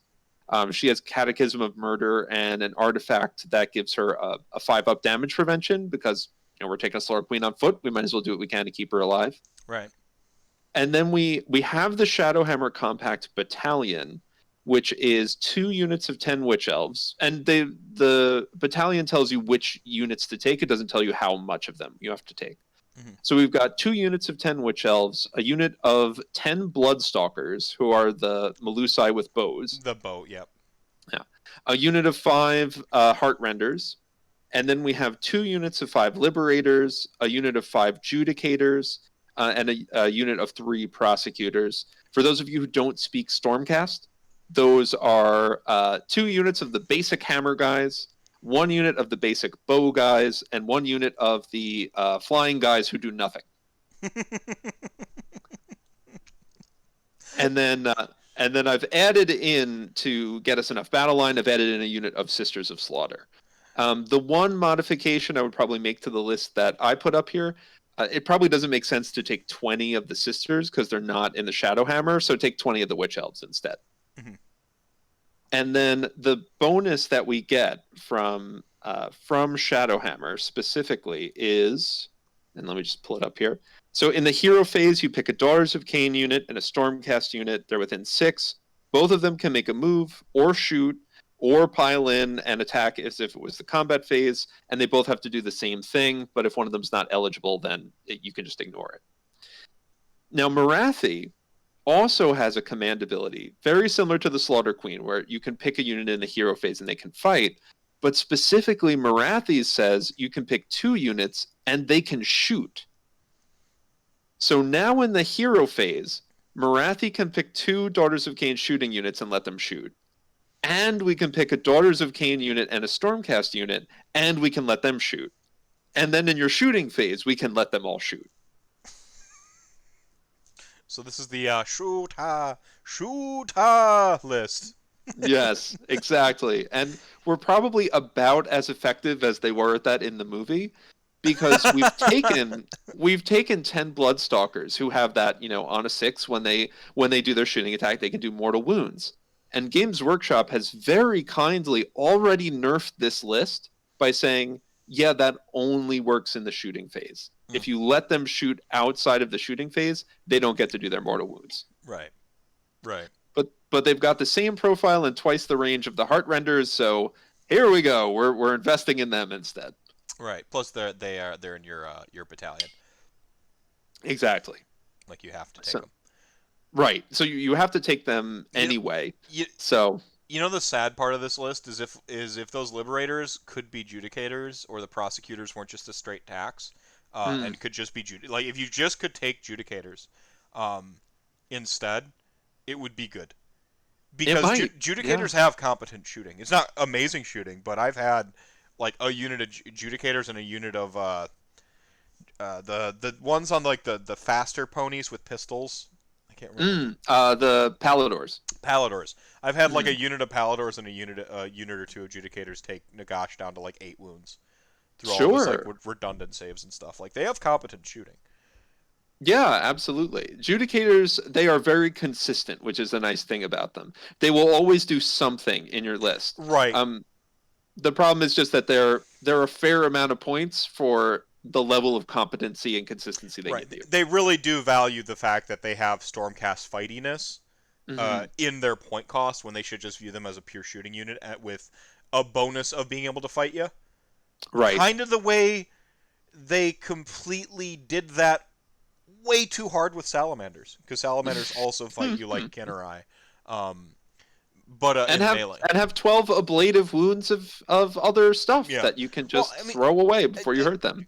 relevant to judicators too. Judicators, as you're pulling off models, they're not losing all their punching power because a lot of the damage is on their leader with Hmm. the lightning scatter ebo thing. So Sure. where they get a d6 shots off on the leader. So Hmm. you're only losing like a shot, but you're keeping the bulk of the firing power, which is why adjudicators are cool. The points aren't Right. quite right. Drop them 20 points, and now you're starting to cook with gas. Um, Sure, absolutely. And if and you're building a Stormcast list, nobody wants to spend 140 on their battle line to get Judicators. But you drop them to 120, and now they're on par with like Liberators and Sequitors and Hunters. And yeah, somebody might say like, "Oh yeah, I'm more willing to do that." yeah, I'm willing to make this decision for what my vision is, or to yeah, exactly. Sure. Yeah, and I think that's cool. I like the premise. I really like that you just tried to maximize the shooting. The problem is the shooting units here are like, they're all right, like, Yeah. And we but and because we have to take half of another army, we don't have enough points to really max out any one of these units. mhm, Because once you've stuck Shadowhammer and the Stormcast half of the list in there, not to mention all the other Daughters of Cain stuff you have to take, you're already very well along. And if you choose to go the Marathi route, well, she's another 1/4 of your points. right. But if we don't take her, we don't get that command ability that lets you shoot, because Slaughter Queens don't get that part of it. Right. So what was the base premise again? To kind of refresh my memory on this one. What you Was if we're gonna give Daughters a shooting phase, we'll give them the best shooting phase that we can, and it's still crap, but we did the best we could. right. So this is where I've kind of I don't know if I haven't really been critical of TTS. I've pretty well like said, hey, TTS is awesome. Mm, It's a good resource, but I'm not playing it. This is where I would say this is the greatest strength of Tabletop Simulator. You can practice a list like this in Tabletop Simulator. sure. That's where I think Tabletop Simulator is nice. Is sort of the using it as like a proxy engine to like see if the combo works, and then if it Right. does, then invest in the models, or Yeah, absolutely. Yeah, because if you're a Daughters of Cain player, you're already paying an arm and a leg for your army. yeah, You probably don't want to buy into, 200 points of Stormcast for a list that doesn't really work very well. yeah.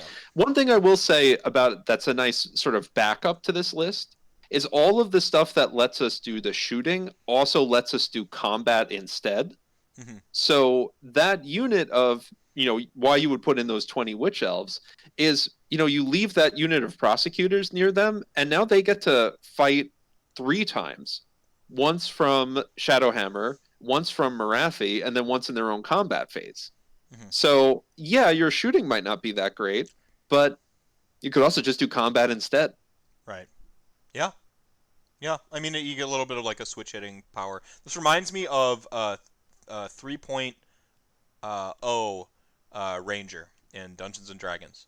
You Hmm, can do both, but not quite as like awesome as like Aragorn, which is what everyone wants a ranger to be. They all just want to be right. Strider. You don't want to be Legolas with a bow, but you want it to like matter when you pull it out, Right. and you want to fight with like swords usually too. Um, All right. Right.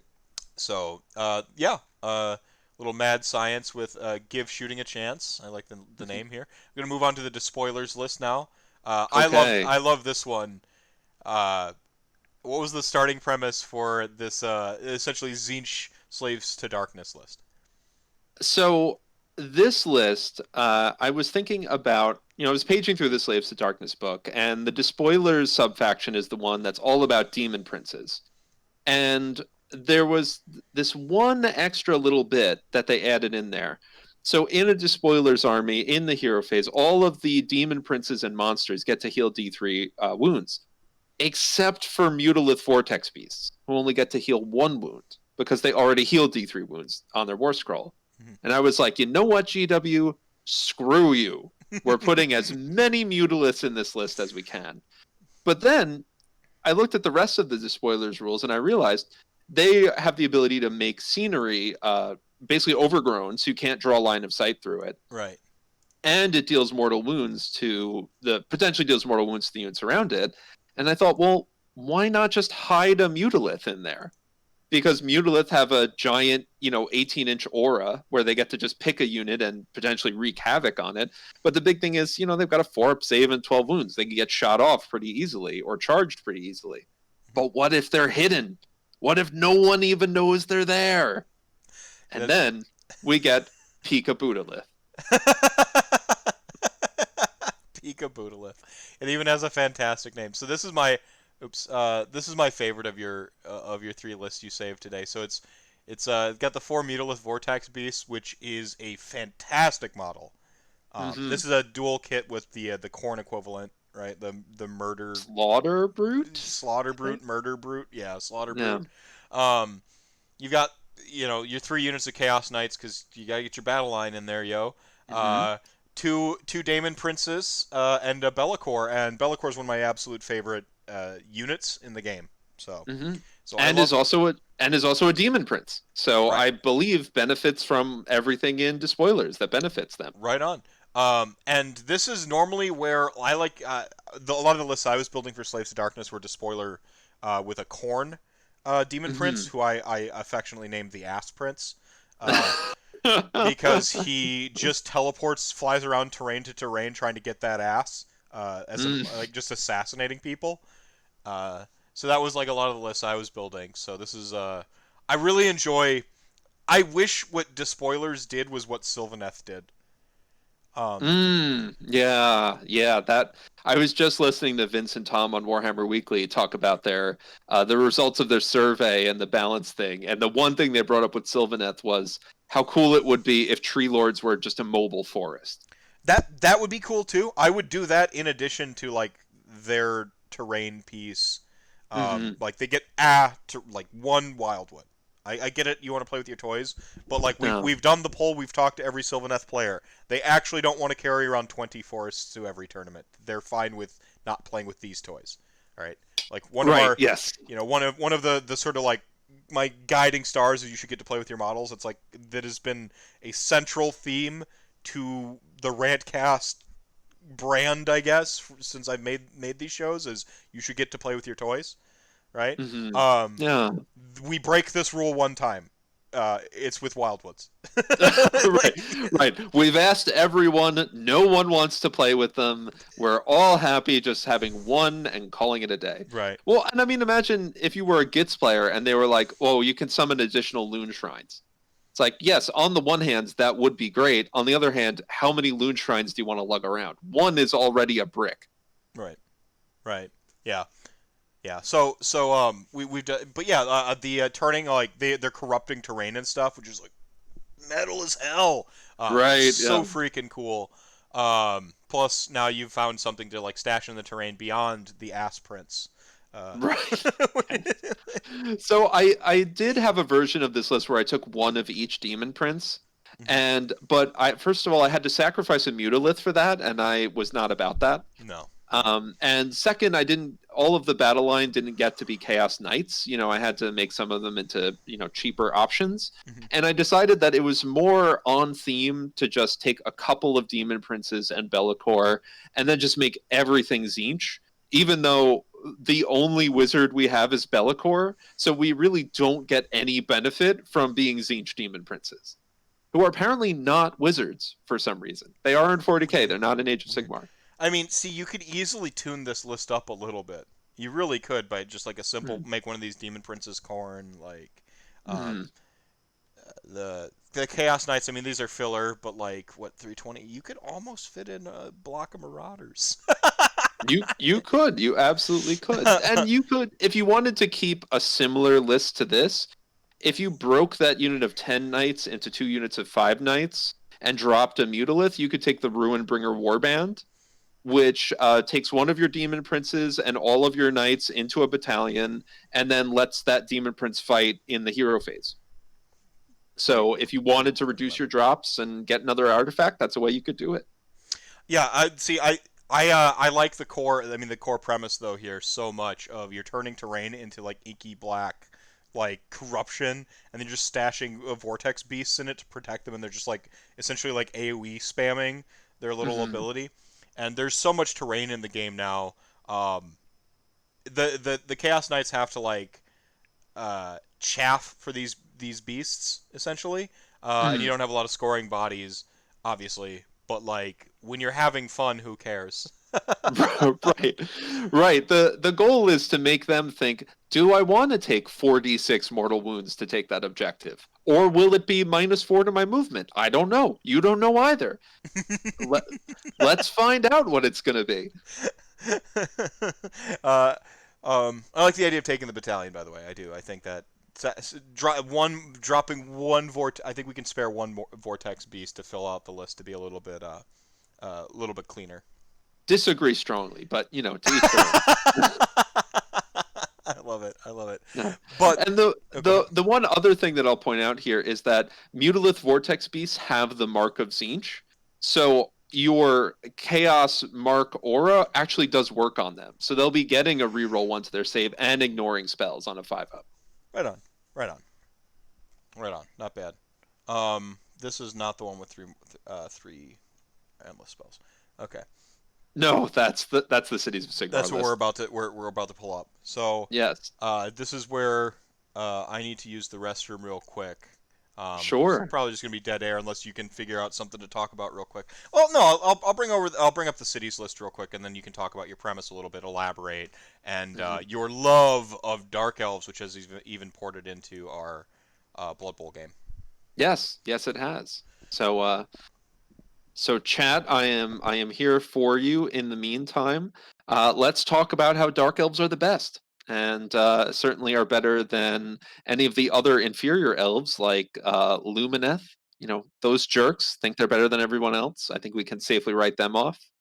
Um, Sylvaneth, they don't even have elves. What's going on there? They've got things that look like elves, but they're actually just weeds. So yeah, write them right off. Let's see, who else is an inferior elf? Wanderers, find a home, you jerks. Stop wandering around. Lay some roots. Haha. Let's see. Who else do we have? Corsairs, they're great, except that they're not. Darkling Covens, great, best elves. Um, Daughters of Cain, can't badmouth them because they'll stab you to death and rip out your heart. So great by default. So we'll go with that. Let's see. What other elves do we have? Who also is an elf? Order Serpentis. We forget that they exist, but cool looking stuff. Interesting lore. Terrible rules. Why does getting charged by an elf on a Velociraptor not hurt? I don't know why. They're good on defense? Defensive Velociraptors are a thing, apparently. I don't know. Let's see. What other elves are trash? Someone I'm sure will say all elves to that person. You are mean. Please don't say that. Let's see. What else? What other elves are still in the game? Oh, Idina Deepkin. Weird elves, undersea elves, but kind of like dark elves in some ways. They're okay. We're gonna give them a firm okay from me. Let's see. I think that's run through most of the elves, and the other ones we will decide are forgettable elves. So there we go. That's where we're at, chat. Coming to this list, I had to make a few different choices on this one because Cities of Sigmar, you get a bunch of different cities you can choose from. You could easily make a version of this list. I've gone Anvilgard. You could easily make a similar version of this list in Hallowheart. You could make it in. I've heard some people are doing Living City with some of the old Darkling Coven stuff and have had some success there. So you could really swap around what city you want. Don't go Greywater Fastness because it's filled with dwarves. So I would advise against that one. So why did you go Anvilgard here? Obviously, Anvilgard is the Dark Elf city. Is this? What was the strategy here? So while you were gone, I trash talked all the other elves and lost you a viewer. So just to let you know on how we're doing so far. Oh, I'm fine. All right, good. we'll we'll fix it in post. We'll just add another digit We'll to just the end there, yeah, and we'll add be good. perfect. Yeah. So part of what makes this list a silly idea is that I started Age of Sigmar playing Darkling Covens, and so it's become a very like running joke in among my friends, among the Pants Mafia, that Dark Shards are terrible. They are the crossbow unit from Darkling Covens that gets 2 shots apiece, but prior to Cities of Sigmar, they were 5s and 4s, no rend, 1 damage apiece. Well, they're 2 With shots each, and they're at what they're at like 18-inch range or whatever. Like they've got a substantial range. yes, I think they're 16 inches, It's I want to 16. say. Okay. Yeah. So it was a long running joke that I would, take Dark Shards in my army when I played Darkling Covens because, what else are you going to take? But they're not good. And then we get to the Cities of Sigmar book, and all of a sudden Dark Shards now hit on 4s, which was a big deal. And they get to bump themselves up to 3s if they've got enough models in the unit. And I was just pulling up their war scroll on my phone to take a look here, and suddenly I'm starting to think Dark Shards might be good. But the problem is still no rend. Even if you take 40 of them, you're getting 80 shots. They still have no rend. So against a lot of units, that's just going to bounce right off. You're rolling a lot of dice for not a lot of return. Mm-hmm. But Anvilgard has the spell Vitriolic Spray, which reduces the target's armor save to dash. So now, all of a sudden, 80 shots, 3s and 4s, re-rolling some stuff here and there. Suddenly, that's a very real problem if you don't have a save. Right. Right. So the idea here was, how do we try to make the best use of that ability as we can to actually make Dark Shards good? And while we're at it, let's toss in the rest of Darkling Covens and see what we can get out of it. Like, it's interesting because you can just take Blaze Masters, like you can just take out of the box dwarves and have them just with their Ren 2 shooting essentially. But no, we ain't about that life. No, we don't want to hear about dwarves. We're not about dwarves. On the elf to dwarf continuum, we are at the far end of dwarfdom right now. So I don't want to hear about these dwarves that have Ren 2 out of the box. We are going to cast our obscure spell and do all the weird tricks we have to do to make it work in order to make our no Ren Dark Shards do damage, goddammit. I have another question. Do you have this whole army? Tell me you have this whole army. Yes, I have basically this whole army. Perfect. Yes. I'm actually, of all things, I need 10 more dark shards. Amazing. All right. So we're in Anvil Guard, and our Anvil Guard gets to pick one of three illicit dealings. They're like sub-faction bonuses we get. I've gone for Hidden Agents, which gets us an extra D3 command points because this army is actually fairly command point hungry.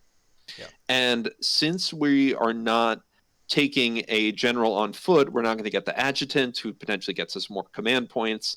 And Anvil Guard doesn't really have any ways to generate extra command points aside from this. So we'll get D3 extra at the start, but that's it. That's not bad, honestly. It's not bad. And the other options are an extra Drake Blood Curse, which we don't really need because they're not very good. And the other one lets you take another artifact, and there's only really one, maybe two good artifacts in there, and we don't really need more than one anyway.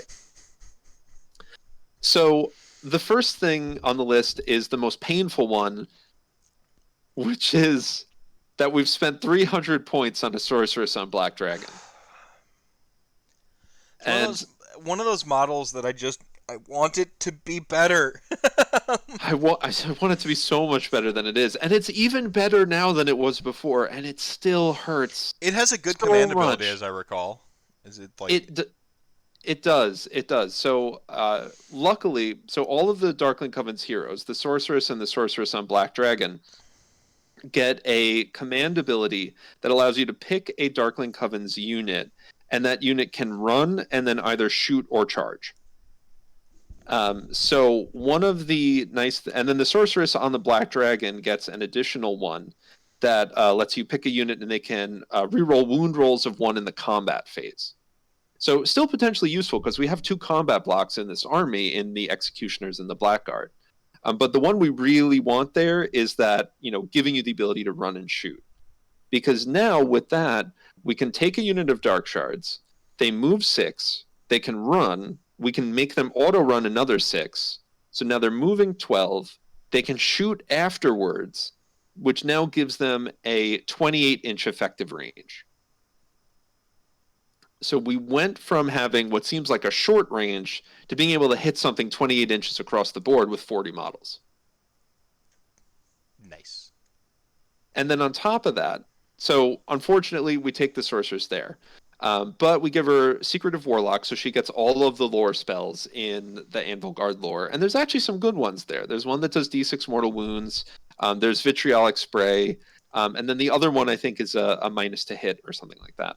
Well, what's really important is that she's got a fat ass.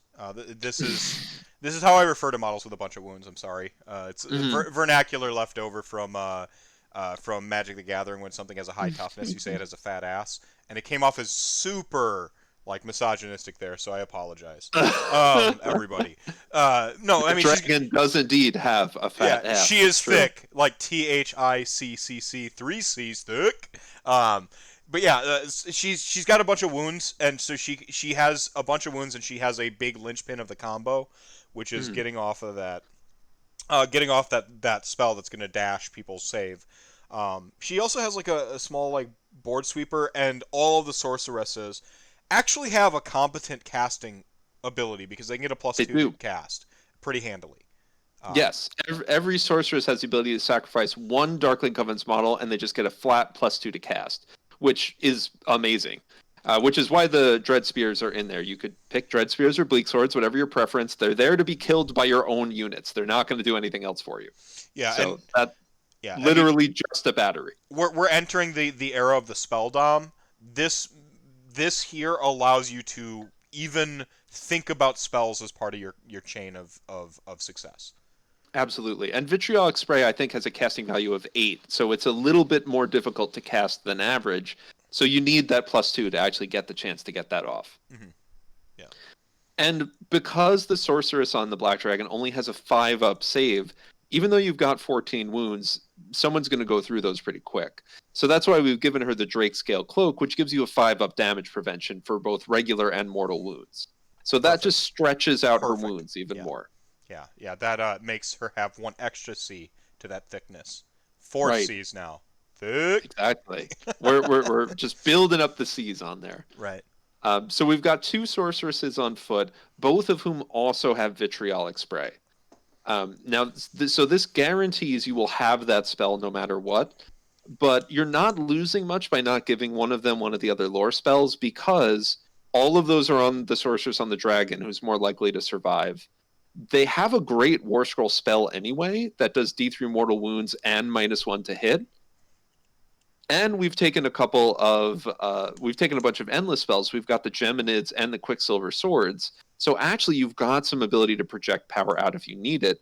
Really, we just want that redundancy to make sure we don't lose Vitriolic Spray as long as we've got our heroes. What are you throwing through Umbral Spell Portal here? Because this feels like the odd man out. Is that...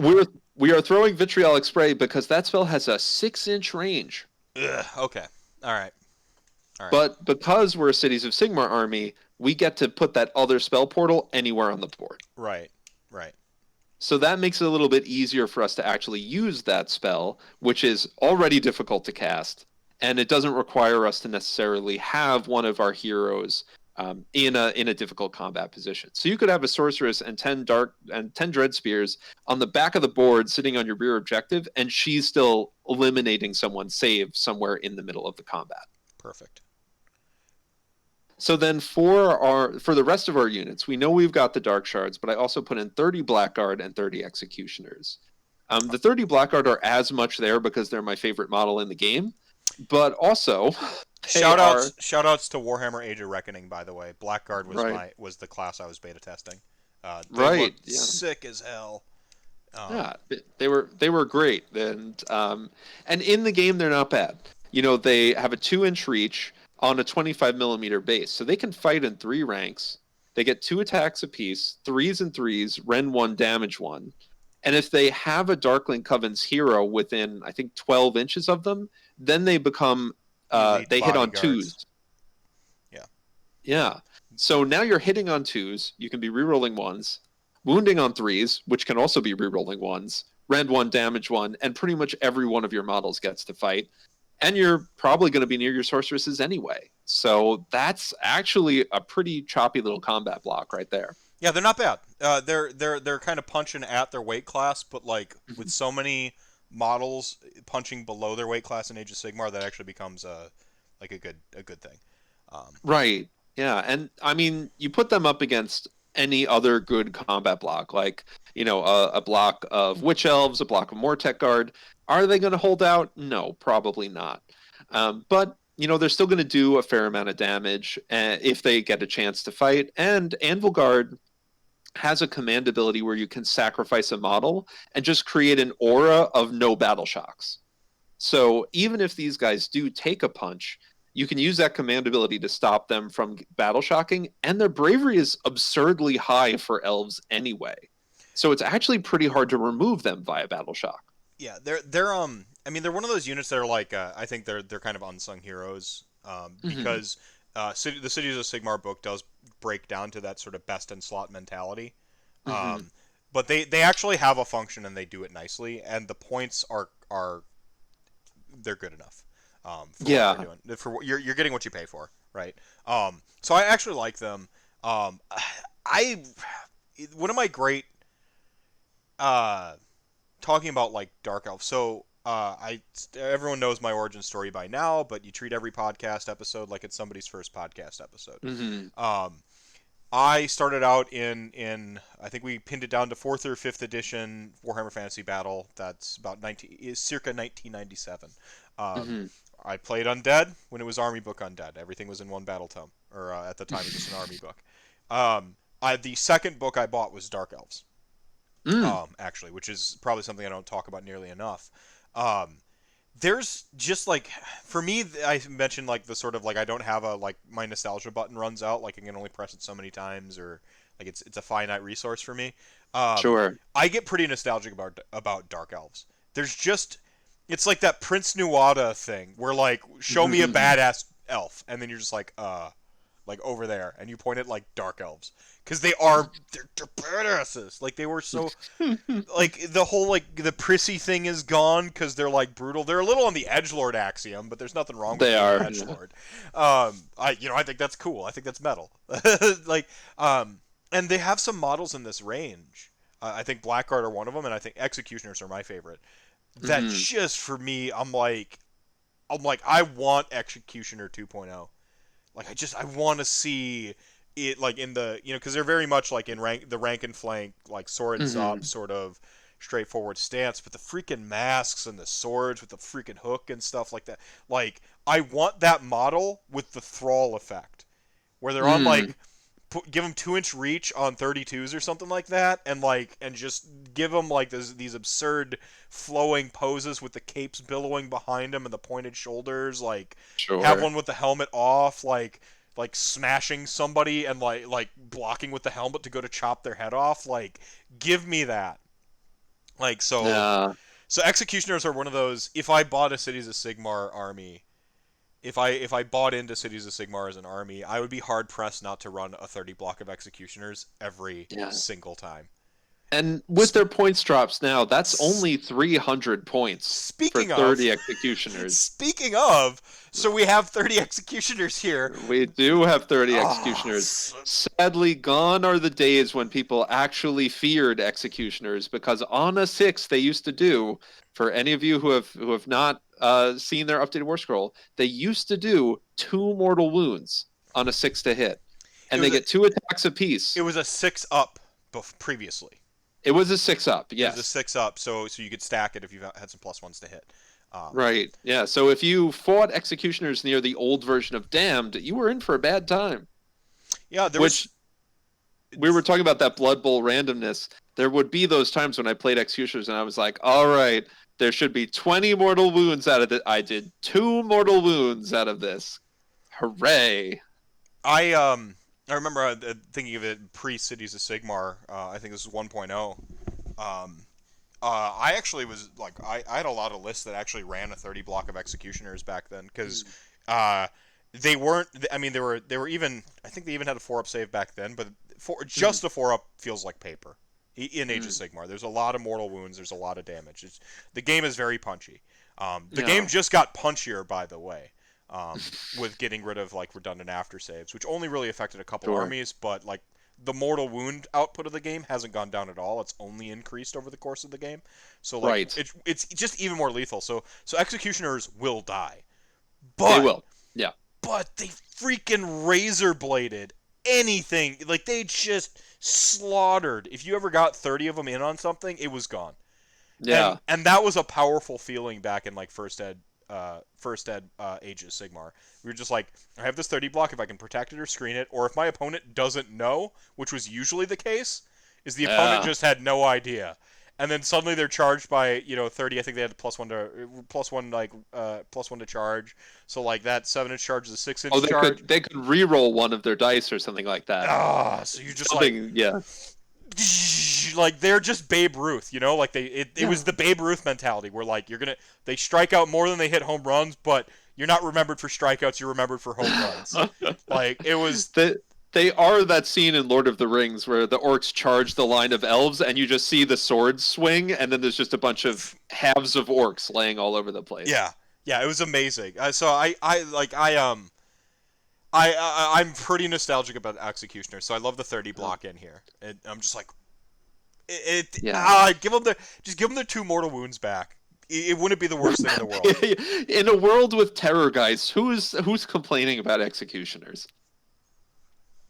At 300 points and 30 bodies, at proccing 2 mortal wounds per, uh, everyone would complain about that, but they would Yes, be wrong. and you can certainly in other lists design it more around the executioners. Anvilguard's not really for them because they don't necessarily care whether a thing is a save or not. Probably their mortal wound output is what's doing the damage.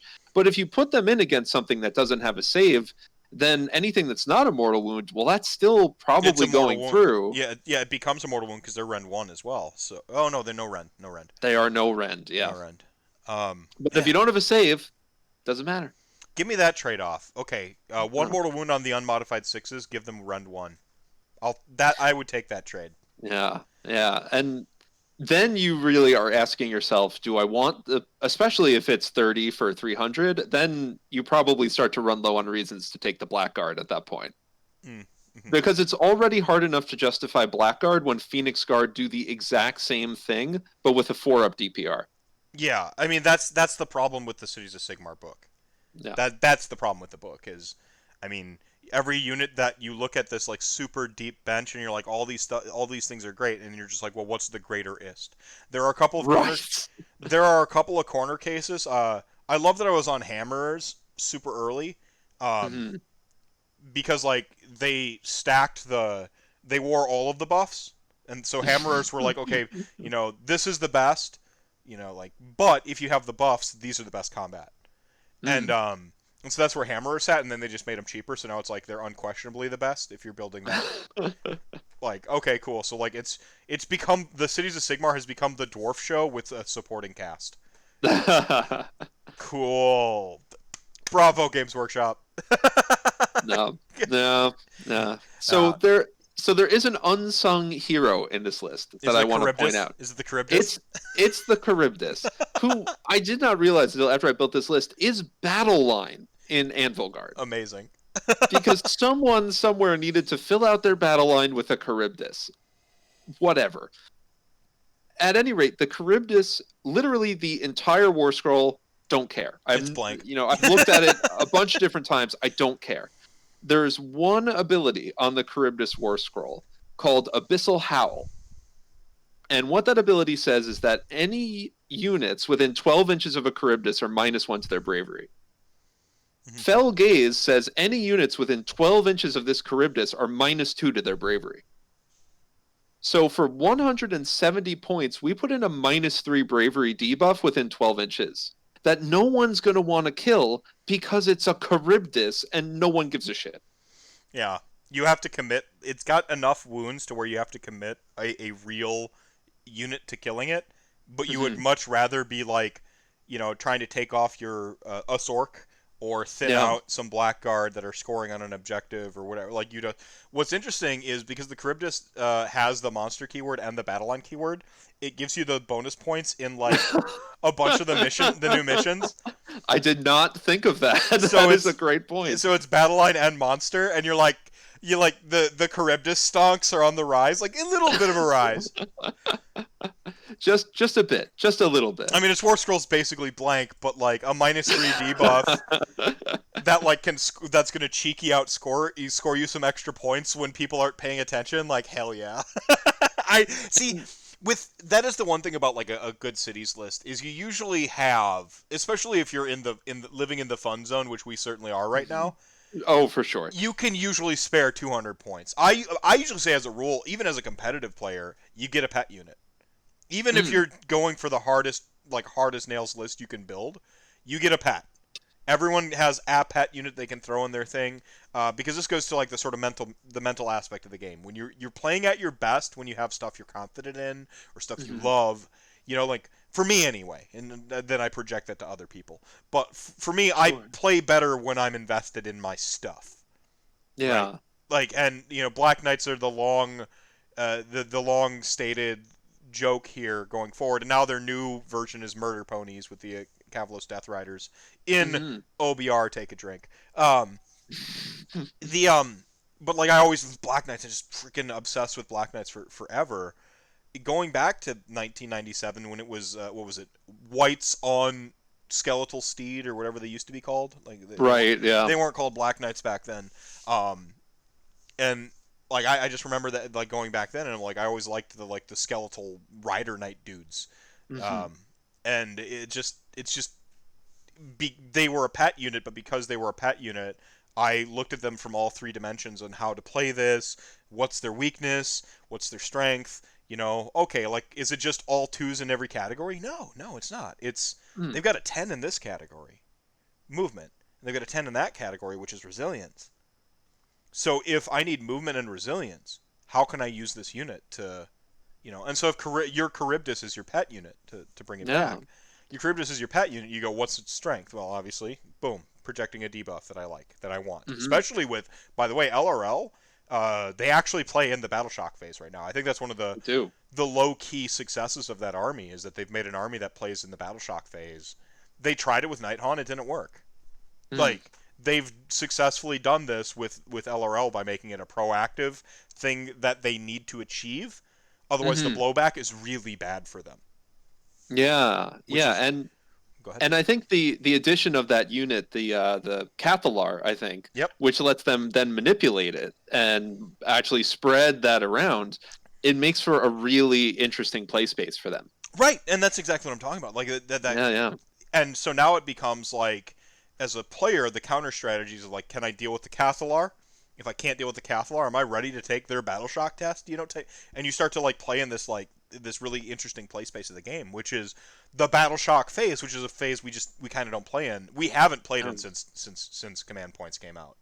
We right, yeah. and even before then, we were transitioning away from it because you would go to build a list, and if your list couldn't get Battle Shock via some positional thing, via a Sippy Cup in Darzakane, Hmm. via a command ability projected buff from whatever, the game even in 1.0 was moving away from the Battle Shock phase. So I think it's cool that Hmm. there's some Battle Shock phase, and I think that this is neat because again, it's one pet unit, 170 points. What else are you going to spend them on? You've already kind of checked the boxes that you've needed for Sure. what you're doing. And Games Workshop won't let me take any more endless spells, so instead, we take a Charybdis. Yeah, and you got your, like you said, the Dread Spears are here to get like sacked to a Sork. Right, exactly. The best that they'll do is they'll chaffer you a little bit as you gradually, stab them to death yourself. Yeah, they'll speed bump a little bit. It's just going to go. This is outside of four of you. You're either going to have to charge it or go around. Hmm. Like, and that becomes a decision. They're a really good buffer for KO, because you Hmm. want to say KO have to be outside of 9 inches of my juicy target. By the way, that's enough to kill you. So like, I need you to be outside of 9 inches of these guys, which pushes you then out of the kill range of my juicy bits. Right. So Sure. you've got some tools there.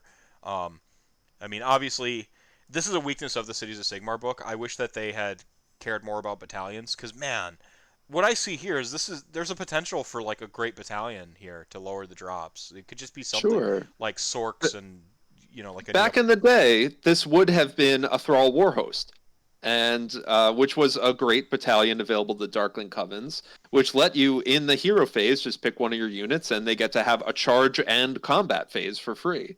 So you add that onto Executioners, and suddenly, they're charging into your unit, and now they're murdering you, and it's my hero phase, and now that unit is gone, and now we move on to the rest of my turn. Yeah, But sadly, Thrall Warhost did not survive. yeah, yeah.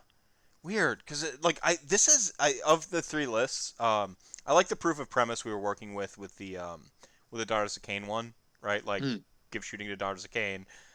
When you line up the combo to shoot like 3 times, it'll be hilarious, and you're gonna have like you've gotten the fun, right? Um, right, right. I love the despoilers because that is the closest to the list I would have built, or Hmm. that is the closest to lists I have built, I should say. I've played Right. played Yeah. around with some despoiler tech myself. Um, but my favorite is by far the Cities of Sigmar because I think it gets the closest to um, not just like having a proof of premise, but I would take this to a tournament. Mm, Like, I would play this in yeah, a and tournament. Um, and I basically have taken almost this list to a tournament before, but that was before Cities of Sigmar. right. So this would very much be sort of an evolution of my Darkling Covens list. I would Um, aim for a 3-2 with this. Like, I would it would be, because like, if you go 3-0 into day two, like you did the one time you mentioning, mm, I'm like, I would totally be sweating that night. Like, right. this is not Nagash in Ulgu with Umbral Spell Portal, like sleeping like a No, baby. This is like, ugh, yeah, I gotta yeah. play against like Flesh Eater Courts and like No. salamanders and just like sweating against all the stuff I'm gonna have to run into. But it plays in all three phases. Hmm. Um, with the bonus interaction with the Battle Shock phase, which isn't a real phase. It plays in all three phases. Um, And it's funny that we're saying, "Oh, that's not a real phase," but I literally just said this army also has an 18-inch aura that lets it ignore battle shock. yeah, yeah.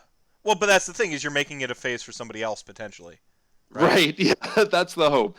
I may not kill very many of you if I didn't get vitriolic spray off, but I'll make you real scared of it. Yeah, Dark Shards.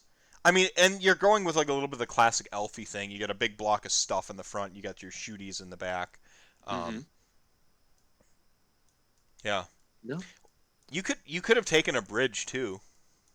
I considered the bridge, and in this case, I decided not to because since Darkling Covens has the ability to run and shoot, I thought that I already have a fair amount of mobility, so it became more important for me to project Vitriolic Spray out using Spell Portal than I thought it would be to be able to take that unit of Dark Shards and put them anywhere I want on the field. Yeah, and you're not.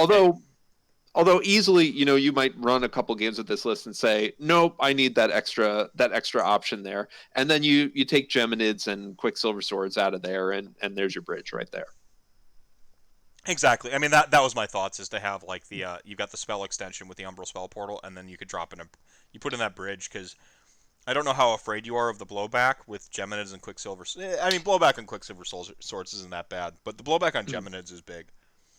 It is, but Geminids has such a long deployment range that I think you can use them pretty effectively. And actually, that does remind me of another good reason why I wanted to put Geminids in this list, Mm-hmm. is because since the sorceress on foot has a -1 to hit spell, and Geminids are also -1 to hit or -1 to attack, and Anvil Guard also has a -1 to hit, you also have a debuff spell list in here. That's actually, I mean, -1 to hit is good. -2 is a real debuff, and -3 is backbreaking. Yeah. Sap strength is, subtract -1 for hit rolls made by that unit. So that's one of the other Anvil Guard spells. So yeah, you can potentially put -3 to hit on a unit in this with this list. I have game against I mean, Charybdis is a total dead drop against my own Ossiarch Bone Reapers. But I know how I would play this against my own army, which is always a good sign. Yeah, Like yeah, like I'm looking at this, I'm like, I've got the tools to like to deal with like my army, right? mm, I mean, the problem with this list playing against my OBR army is like the 2 catapults, because sure. I'm just gonna tee off on your 2 Sorks, Hmm. and hope to kill them, and then once the Sorks are off the board, I'm gonna ignore the dragon. I'm gonna tee off on your Sorks, and then I'm going to, once I've got both the Sorks off the table, I'm just gonna start lobbing rocks at your Dark Shards or whatever in range really of them. Um, Sure. but I know how I would in turn play against me. Right. Yeah. And one of the other challenges that I'll point out for this list is I have basically no chaff aside from those 10 dread spears.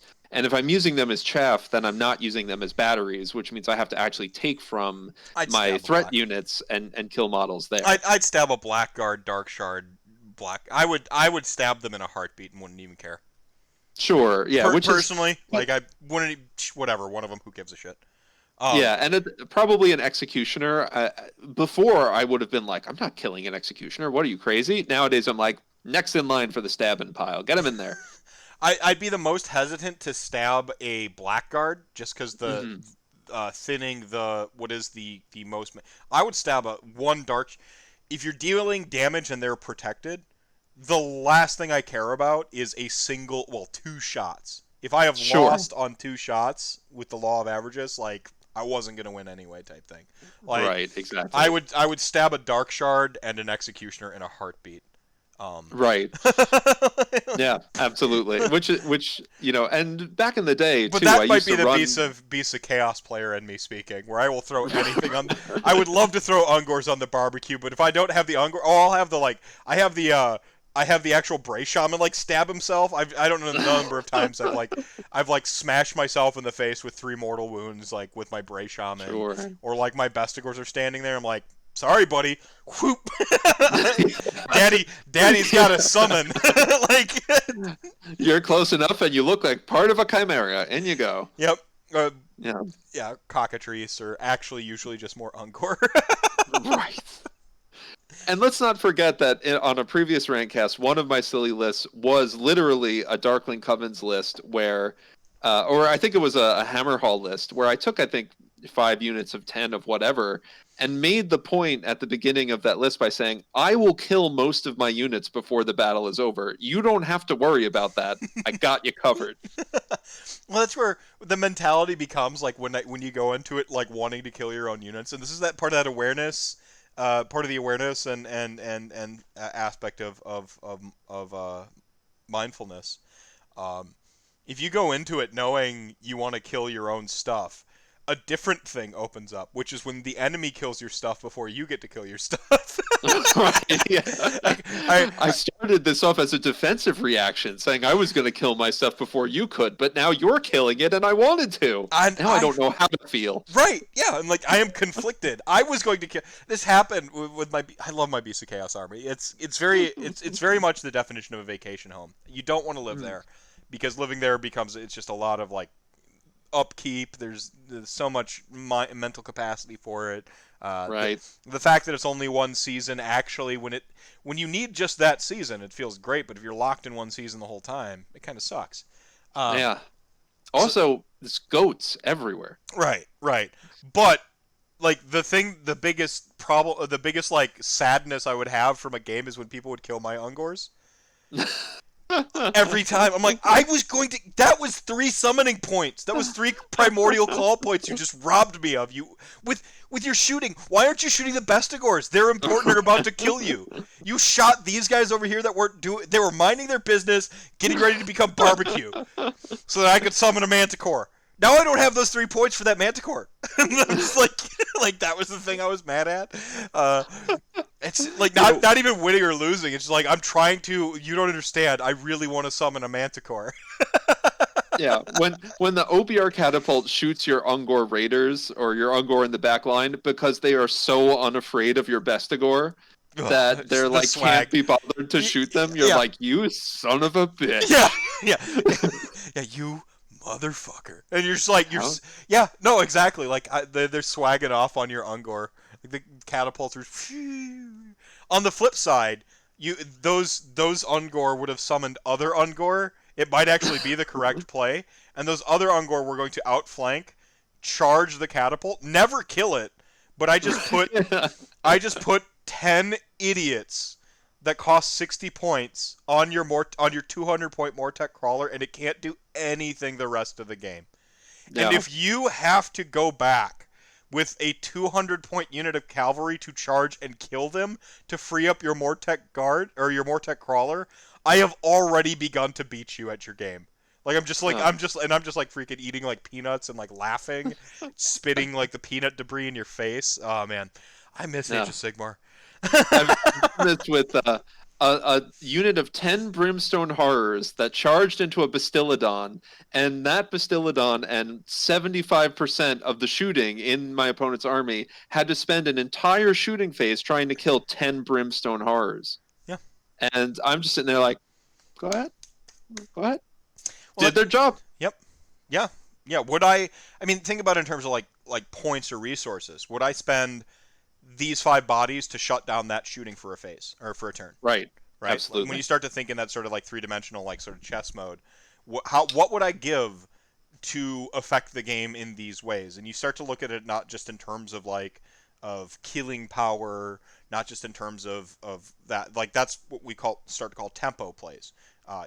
There are 5 turns in a game of Age of Sigmar. Sure, yeah. Think of those as a resource, right? Mm-hmm. Once you start to think of it like, I'm going to rob you of a turn. I'm going to try to take this turn away from you. Now you're going to have 4 turns to try to beat me. Once you start thinking in that sort of like next axiom of the game of like resources and tempo, you start to unlock like some really deeper tiers to, like I said, when I'm looking at this Cities of Sigmar list, this Darkling Covens one, I'm like, I've got the tools in here to do what I like. I've got tempo plays. I've got map plays. I've got like some cheeky plays. Like I've got some tools here. Like I would run this out. Yeah. And if I take a loss, whatever, I know what I'm doing running into my own OC Bone Reaper army. I was already playing a risky gameplay, but if I get my strategy to work and the dice are on my side, dust my hands. Yeah. Yeah, I mean, are you going to be at the top tables? No, probably not. But will you have some enjoyable games at the mid tables and maybe even surprise someone when that Frost Lord on Stonehorn charges in and wipes some Dread Spheres and then has a dash save and gets his ass handed to him by a bunch of elves with pointy sticks? Yeah. You'll surprise a few opponents here and there. Right, and that's the other part of it is you've set yourself up to enjoy the premise of the list you've built. right? Like the victory condition for you isn't winning the game, it's getting the combo off that you've set up Right. and seeing it work.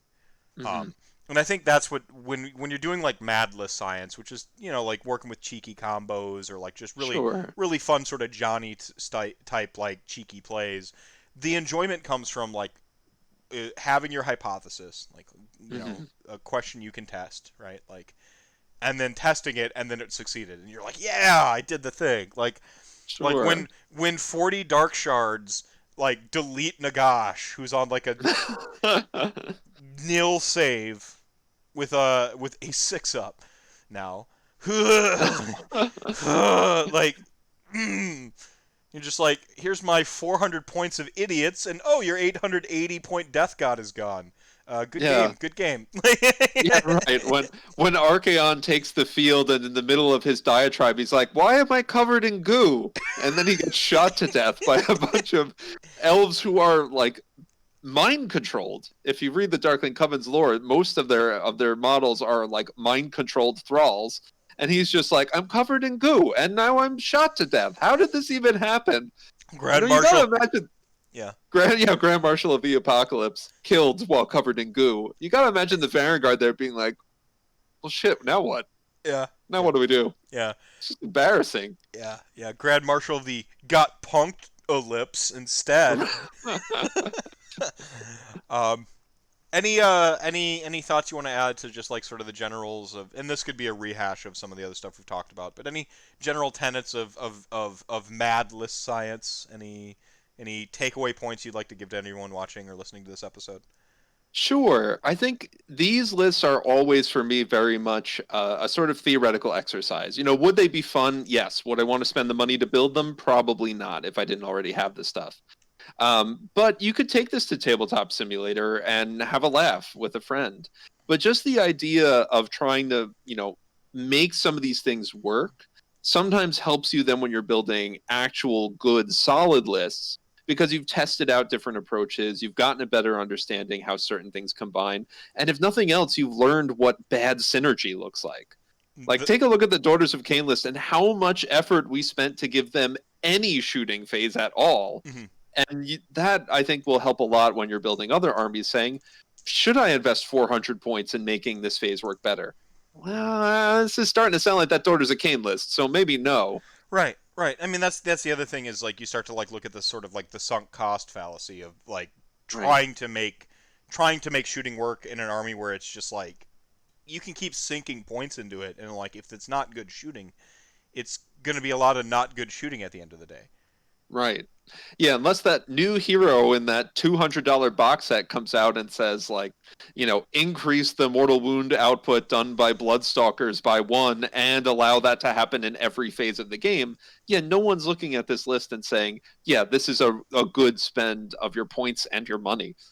Right. So sometimes it can be worthwhile to build these lists just to remind yourself of what bad synergy looks like, so you can avoid that when you're building an actual competitive list, Right. or just a solid one that you're looking forward to. Right. Right. Theme building is a super valid strategy. I tend to like go with theme build, but then I try to maximize the theme. So like Sure. what I was kind of doing with the despoilers list is I'm like I actually like the theme of the list. I'm like, but now I'm Mhm. starting to like move away from like the really all in approach to the theme you had with the mutalisks. Mhm. I'm like now I just want to like kind of have that as like that sort of like pet side combo and then build Mhm. the best list I can within the framework that still facilitates that.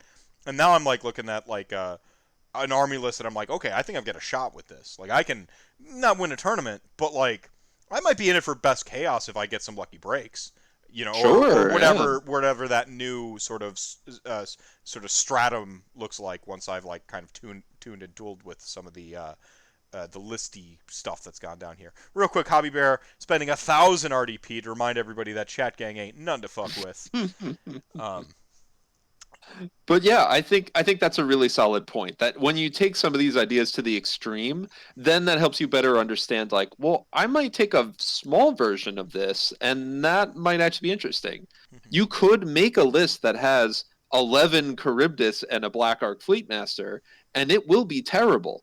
But in the process of doing that, you might realize can be a little bit of a bravery debuff. That might be an interesting thing to have in my list, and I'd spend 200 points on that.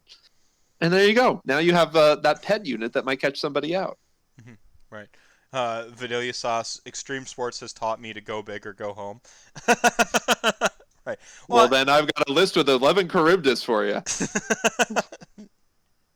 I replaced toxic masculinity with recklessness. Well, and there's the thing is like your awareness of it, and you do it with some compassion, and you can truly enjoy. Again, if you shift your expectations, Hmm. what do you think you're going to get out of this with stuff? You can really begin to have a lot of fun in some different spaces of the game, and I think that's one of the Yeah. things is I don't like to look at this game linearly like we often boil it down to in conversation. Again, I have a Hmm. competitive skew. I tend to talk more competitively, yada yada yada. I have used the phrase that unit is trash or that unit's garbage or that unit's a trap. I'm trying not to use that vernacular nearly as much because it Hmm. has become aware to me that some people don't care about the most competitive, awesomest list they can build, but when I call their pet unit trash, they feel bad and I have like affected their life and I don't want to do that anymore. So I'm trying. It's going to be a Sure. work in progress, everybody. People calling my Black Knights trash, I kind of like took an enjoyment in it, and for one whole calendar year, I watched their eyes go from like ignoring the unit completely to going, "Oh no, I've got a problem," because I applied it correctly to the situation and they were not Right. prepared, right? Um, And you could play off that with those units too. Black Knights are, I think, are a great example. When somebody has to kill through 20 Black Knights that they think are trash, and then you summon them back up again and throw them right back in their face, and they're like, "Oh, God damn it! I'm just like, "Oh, I thought What a, you said they were trash. I'm you sorry. Are said they were trash. you I had figured you wouldn't mind fighting them again." yeah, I thought you thought they were trash and like not worth their points, but they seem to be worth double their point, or they seem to be worth one half their points, because Yeah, I've used them now twice against you. Um, right. I mean, there's just, I mean, I remember winning on Knife to the Heart on just throwing 20 Black Knights at the Stormcast player. I've been on the other side of that. It's not fun. I'm just like, there's nothing you can do. There's nothing. I kept my whole army back on my point, and I just like sent out the Black Knight missile 3 turns in a row. Hmm. And like I'm on the third turn, like I didn't kill your whole army, but you didn't have enough points, and you had committed everything in your drop down to on turn 3 thinning everything but 400 points of my army or whatever. Right. Yeah. Like how? And And unless you're running one specific build, none of those Stormcast are coming back. So you get a few lucky wounds in here and there, and that's models off the table. Oh yeah, like you just fought 80 skeletons and 30 Graveguard, and then like the rest of my army back over here, and let's see, not going good for you. And Yeah. that just missile of Black Knights that I just kept bringing back and throwing at the guy, and then on turn 3, I'm just like, I surround you, no win. Right. Like Yeah. I didn't even no even comment. I'm just like, there we go. I've got more Yeah. bodies of the point.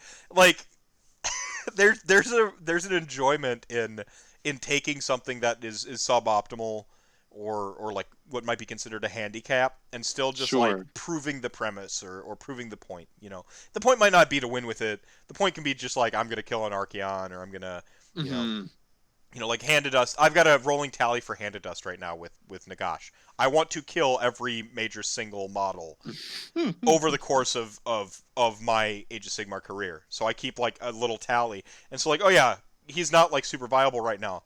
Guess who I'm gonna bring to the first tournament out of quarantine? Like, like Sure. I've got a quota to fill here of like souls to take from all of the important models. I still got to get me a Keeper of Secrets. Oh, yeah, there you go. I still Might be got a to little bit harder nowadays. yeah, because they might not be bringing as many, but like I still got to get Hmm. me a. Well, I still got to get me a Keeper of Secrets? I still got to get me a Gotrek, which is sort of my unicorn. You can't kill Gotrek with Hand of Dust. Oh, but you can if it's the last mortal wound he takes. So the trick is to like try to get him down to 1 wound and then Hand of Dust him to death. So Right, yeah. this is my unicorn, okay? Doing complicated skeleton calculus to leave Gotrek on one wound so you can kill him with a specific spell. This is some like JRPG bullshit right That's now. amazing, isn't it? Like Yeah. this is my life's work quest is to kill Gotrek with a Hand of Dust with Right. the one mortal wound and then just Nagash. I'm like, this is the supremest middle finger that has ever been delivered. Oh, I see So here this it's go ahead. To this one dwarf who has survived so many things, screw you in particular. Yeah, yeah. But then he's got to fail his like 4-up after save. But Right. so I've got to Probably get the spell ignore because he's in like Hallowheart or something yeah, like that. yeah. No, so it's like it's a quest. But yeah, I mean, you can. It comes from, and I'm going to tie it back to mindfulness or thoughtfulness. TM Rantcast. Right. Um, Yes. being aware of and being aware of and kind of embracing and having compassion. Like the self-awareness is super important, I think, especially in competition. Um, Hmm. that would be the most epic. Yeah, I know. One day, Gotrek will be mine. Oh yes, he will be mine. His soul. Well, Yeah. no. Like you don't understand. If the game is I'm trying to kill Gotrek with Hand of Dust, that is the game strategy. I'm not trying to do anything else. I'm probably punting that game. I'm losing, but I will kill him with a Hand of Dust. I'm gonna get him swarmed. I'm trying to kill him. I'm gonna protect Nagash, and I'm just gonna go play a micro battle over here in the corner. And if my opponent's like, "Can I just take the win?" and like we say you Hand of Dust, I'm like, "No." Don't sully this. I must earn it. Right. Yeah. Like, but if an opponent like say like I get an opponent and like I kill the and like I handed us their Gotrek, and they roll the like 4-up after save, and they're like I'm gonna use my tournament reroll to roll under the 4-up or to roll like under the 4-up and thus die. I would count that. Okay. Right. Or if they just said like I'll use it and we'll re-roll it. If it works, it works. If it doesn't, it wasn't meant to be. Yeah. Yeah. I think you could take that. Yeah. And what a great use of your tournament reroll too. You know you've earned a sports sword at that point when you're like, I'm going to tournament reroll that just to try to get you your personal objective. But I really do think that's part of building some of these lists. And if you go back to the first list, silly lists episode that we did, I talk a lot about a couple of Stormcast lists that do this, like the Assassins of Sigmar list, where the whole goal is to drop in a whole bunch of heroes. They get to use this major combo once to murder the crap out of one thing, and then after that, it's just an RPG team fighting their way back through enemy lines. Yeah. And like at that point, it doesn't really matter whether or not you've accomplished anything. It's just kind of fun to see how far it goes. Yeah, yeah. That's still one of my favorites. Is essentially the D&D party that you made. Right. Um, yeah. No, I forgot. I'd kind of forgotten about that. So go back and watch all of Alex's episodes. By the way, they're fantastic. He's Yeah. there are the on my hand, but a single hand. I can count the number of guests where I'm like, you can just run the show. I'll leave. And Alex is on that single, not hand of dust, the hand of like of awesome guest, the hand of guest really. Yeah. So Probably not after that minor elf rant that I went on. you while you weren't were gone. prepared for that one. That I wasn't prepared to walk away from the screen either. That'll teach him to walk away when Yeah. all of the elf players are like, "Did you hear what he said about wanderers?" Be like, "I did not." Scratch him from the hand of guests. The hand of guests. um, Sacrifice it all for the prize. My most epic is either T2 round 1 killing Nagash in Petrifex with a single cabbage combat, or Fire Slayers throwing X killing Nagash. I'm not happy that most of your like goals are killing Nagash. I don't know how I feel about this, Vanilla Sauce. I What did like that one of his major achievements is the Call of Duty equivalent of throwing an axe and it randomly kills somebody on the other side. like I don't know how I feel about this. Like like cool.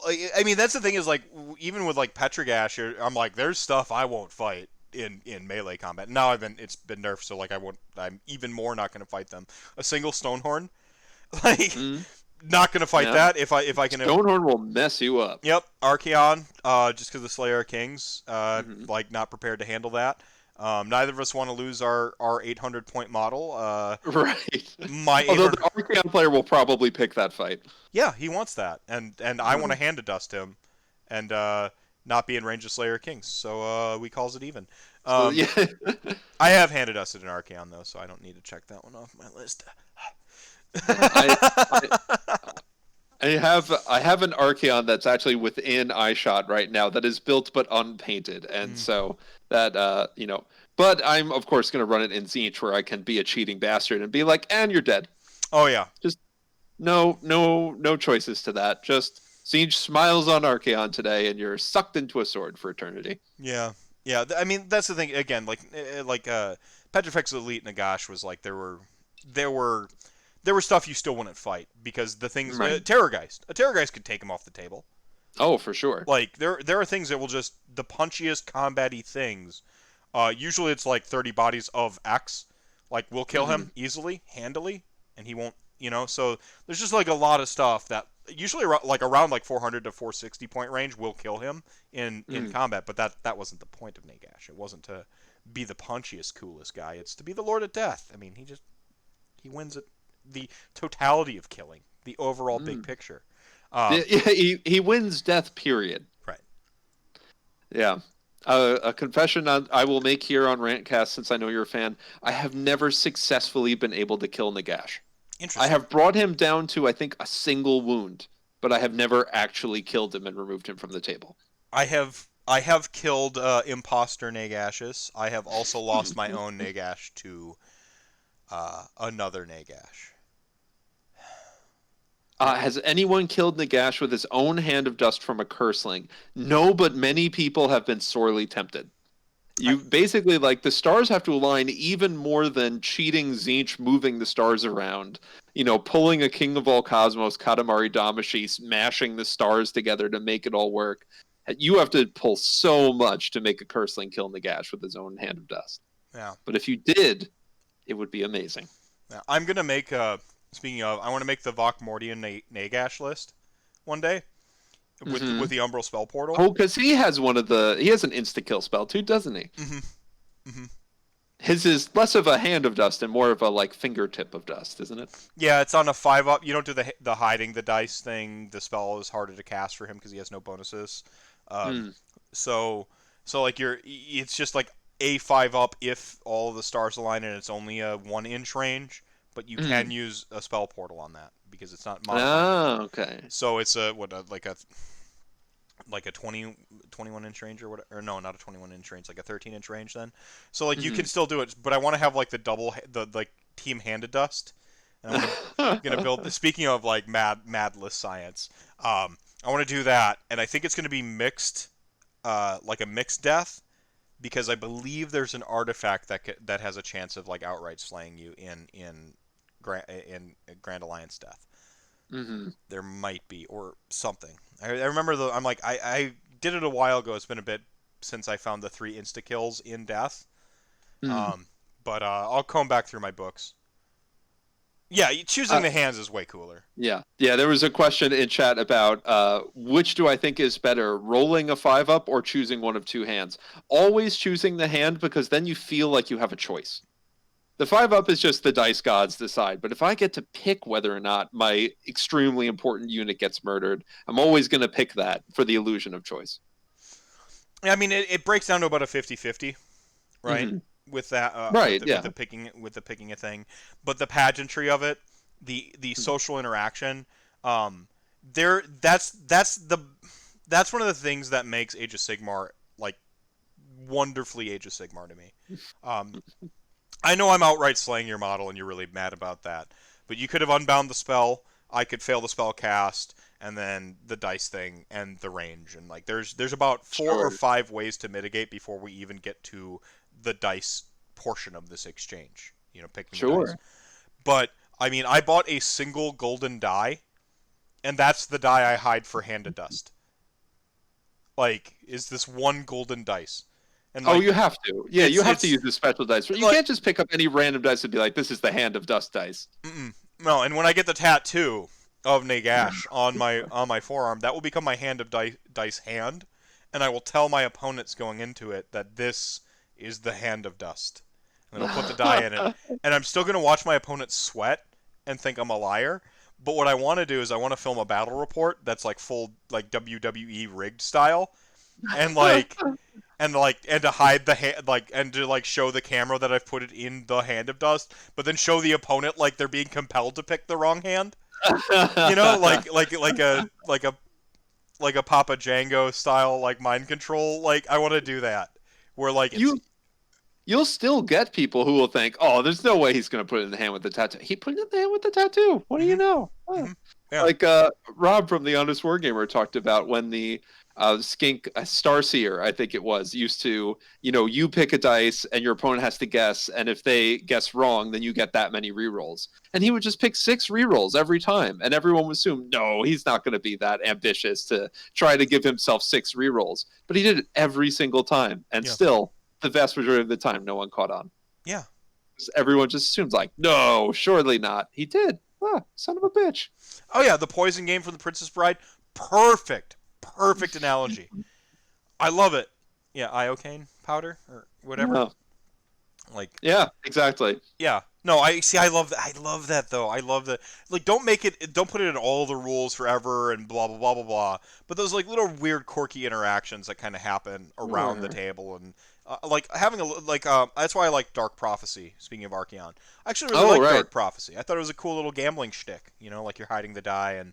I mean, when you boil it down to ultimately what's happening is like I'm just like gonna basically have two shots in the previous iteration, the first iteration pre FAQ. Hmm. Like I'm gonna have 2 shots at rolling for the priority basically, which I think we did the math and it worked Yeah. out to like a 44% chance, like 44% chance or something. We did the math and it was a slight advantage Hmm. Yeah. of winning the double turn or vice versa. And then we're like, yes, but at a certain level of like being good at the game, you're always kind of playing around the double turn anyway.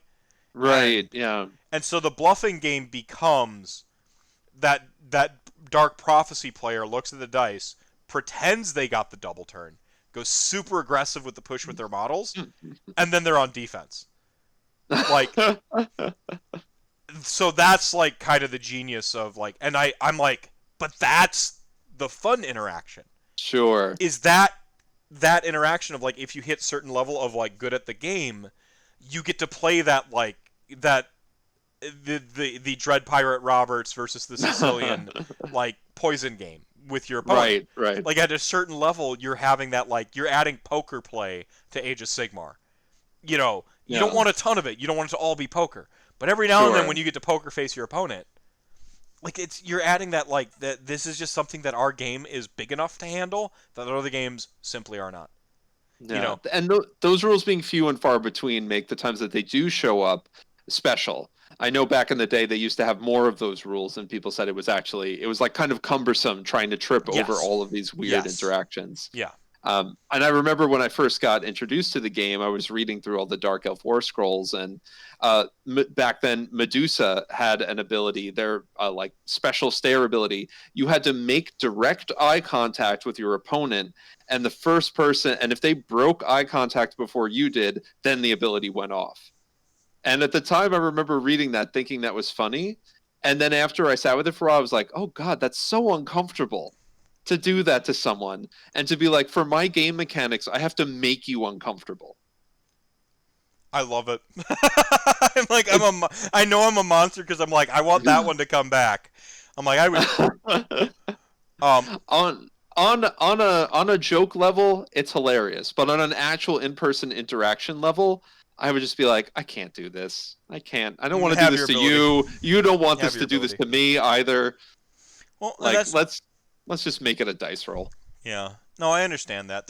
I mean, that old like skink star priest thing. I would like to see that. Like, if we're getting the vampirates army, I would love to Hmm. actually see a mechanic like that on one of the war scrolls. Like, I would love to see that. You're basically playing pirates dice or bluffers dice.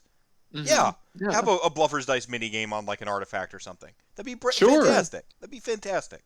Um, They should crib something from Total War Warhammer, and which they missed an opportunity for Lizardmen, but that one of the options you present your opponent with one of the Lizardmen puzzles, the old one puzzles from Total War Warhammer. Just be like, you have to solve it, or you take D6 mortal wounds, and then just watch your opponent sweat and be like, I don't know, it's the blue one. You're like, it was the red one, D6 mortal wounds. I'm afraid.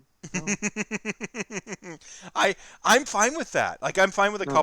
couple sparingly on like abilities that usually have some counterplay leading up to even being in that situation, or it's Hmm. a minor effect if it goes wrong anyway, to where like Right. there's a Daughters of Cain ability, there's a prayer I believe where you hide the die and they take a D3 mortal wounds. It's Mm. like it's so minor where I'd be like, whatever, man, I'll take a D3 mortal wounds. You know, like so you Right. can Yeah. do stuff like that to where like Mm. I'm not gonna solve your puzzle, I'll just take the thing. But for the people who will, like Right. Yeah. You don't have to play my game, but if you do play my game, we might have fun. yeah, yeah. So I think Mm. there's room for sparingly, Right. salt and Right. peppered across the armies subtly and when it makes sense. When it's thematic, when it's really cool or really fun. Hand of Dust. It's the literal hand of dust you're choosing, right? Like the god of death is slaying a model outright. How do we make that interesting? This is Sure. interesting. Gambling with your life, Yeah. like it's grim reapery. It's classic like Hades like Hades games. Like it's so fantastic. Like never Games Workshop. I know you're listening. You listen to all my podcasts. Never take it away. Never take it away. You can make a cast value of 12. Just never get rid of it, please. It's amazing. While you're there, Games Workshop, where are the Shadow Elves? Where's Malarian? While you're at it, So listen, this new box set is very nice. I'm sure both players of those armies are very happy. Where's our Shadow Elves? yeah, yeah, yeah. That on that note, I did kind of theory craft a little bit. Some like, what do I think? Ooh, see, this is how I want to end the show here. This is perfect. An Olgu army would look like, a Shadow Elf army. And one ability that I really like the idea of, which is along these same lines but far less effective, is that they would have apostates whose only goal is that when the opponent makes a prayer, they argue against belief, and so they negate enemy prayers. That'd be fun as like a unique mechanic. Certain people would be really mad about that, but I think Oh yeah. this comes down to like, okay, the KO. KO is the Mm-hmm. 40k army in Age of Sigmar. If Mm-hmm. they're the only army like that, that's fine as a cool shtick. Like just like it's fine as a cool shtick if you have just the one army that says no to prayers, Mm-hmm. like because Yeah. they're atheists or whatever. Yeah, because one of the big traits of Olgu is that it's all about illusion and misdirection, and so the people who live there, they love these like tricks and arguments and casting doubt and all this stuff. It's their side of the philosophy is the critique and the cynicism and the undermining arguments. And so I think it would be actually really interesting for them to be an army that says, oh, you believe in your gods, huh? Well, how about this? That doesn't make sense for Korn? And have your priest be like, oh shit, you're right, that doesn't make sense. Wait. And then a fist from Korn comes down and smashes the slaughter priest for his lack of belief. While your apostate's like, wasn't a good argument. I love that. I It love wasn't that. convincing. I'm Yeah, not convinced. yeah. Or you believe in your God, but does your God believe in you? Like it's Yeah, just right. like casting doubt into the Yeah, minds of the. I love that. I love that so yeah. much.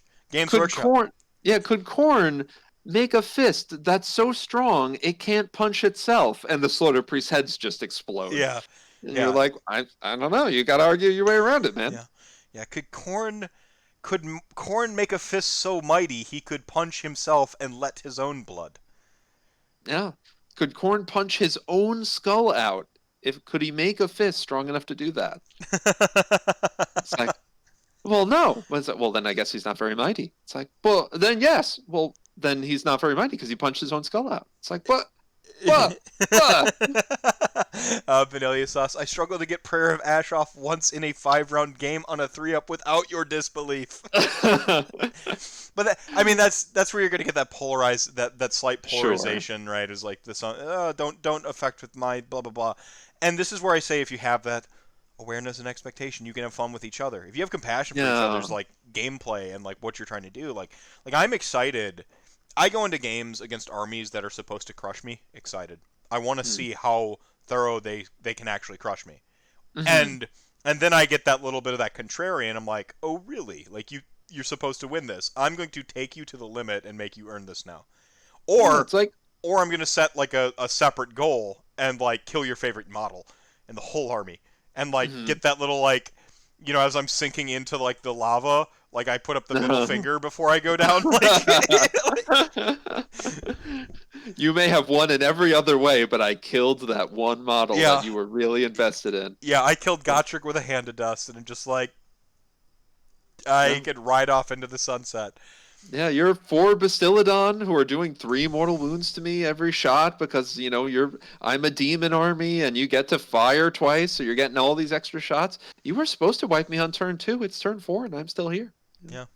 Yeah. Yeah, I may have lost almost my entire army, but I mean, Yeah. just not keeping up with the averages here, man. Yeah. Yeah. You're full. Are you even good at your army that's supposed to win this easily on paper? Yeah, isn't your army's a hard counter to mine? Isn't Yeah. it a hard counter? Are Yeah. we sure about This is that? a 70 30 80 20 matchup, right, for you? Ooh. Ooh. Oh, yeah. Yeah. Ooh, It's coming down yeah, to the yeah. last turn here, buddy.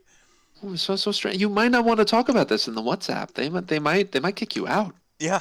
Yeah. You hear that like your hard counter, like the thing that you hard countered, like took you to time. Mm.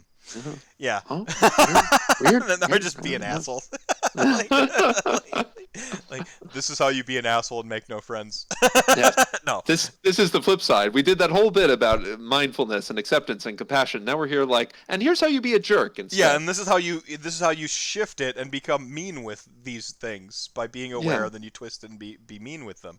Yeah. Uh, Now let's say you don't care about making friends. Well, on that side, yeah. yeah. Um, One of my friends talked about how bad his army was Nurgle pre-buffs, I believe, against Petrifex, and about how it's not even really a game. Then somehow won. Petrifex player rage quit event. Yeah, yeah. That I mean, you're in your head, or they're in their yeah. head, right? Like, Yeah. yeah, use that stuff. Well, if you're a competitive player, use that stuff. Like, there is the whole mental game is valid, and I'm all about giving people the most enjoyable time possible and not Mhm. beating yourself before you even deploy.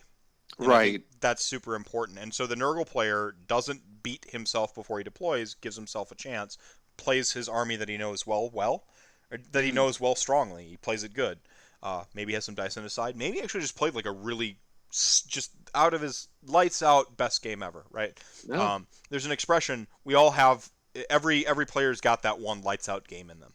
Every player Mm. in everything, whether it's basketball, whether it's Age of Sigmar or Magic the Gathering. Some you just on a long enough timeline, something just clicks and you get that one game where everything, Sure. all the dice are in your favor, you have the right line of play, and you can't be stopped. You become the juggernaut for a game. Maybe that's what it Mm. was. Everything clicked, Yeah. all the strategies, all everything, and you. But like again, that comes back to the awareness of the situation and what are you know that Petrifex Elite player went in going, I automatically beat Nurgle, right? Right. Right. That was And where then got surprised. that's where you set your expectation. You're man, that's such a weird zero sum scenario I wouldn't want to set up for myself in any Right. game. Yeah. The I'm supposed to win this is a kind of I feel like you're opening yourself. Mass Effect 3 is supposed to be the awesome finale I deserve. Like you're setting yourself up for some disappointment. Yeah. Absolutely. If It's go ahead, yeah. and anytime we're getting into that realm of like shoulds and supposed to, you are really setting some expectations for yourself, and we often set unrealistic expectations. We can do that by being overly harsh. We can do that by being overly critical, but we can certainly do that in the opposite direction too, and be Overconfident. overly generous or overly confident. Yeah. And so we do have to be careful about that.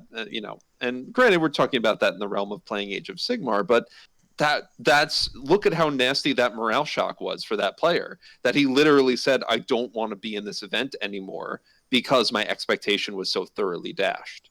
Mm-hmm. If he had or she had potentially been a little bit more accepting of the situation, a little bit, more mindful of some of the ways they were setting themselves up, then perhaps that morale shock wouldn't have been as bad. Maybe they could have turned around to that Nurgle player and said, there was no way in hell I saw that coming, but good on you. Wow, high fives, and now you're buying each other beer and having a great time after the fact. And you Right. made a lifelong friend out of it. Like there's situations like that where you go into, if you have just a slightly more open set of expectations. I think that's really because it's hard to like not feel that sort of visceral initial basic response of certain stimulus in your life Hmm. in anything, whether it's a game when the Sure. dice don't go your way, someone kills your favorite model. It's all right to feel bad about it. Like all that stuff is Mm. valid.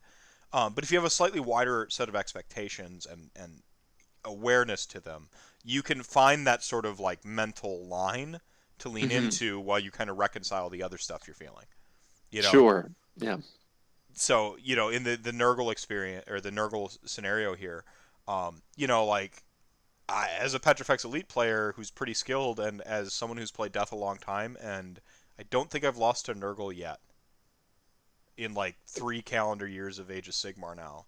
I don't think I've lost to Nurgle yet. I probably have some problems inside me that I'm setting myself up for the next time I play against a Nurgle player.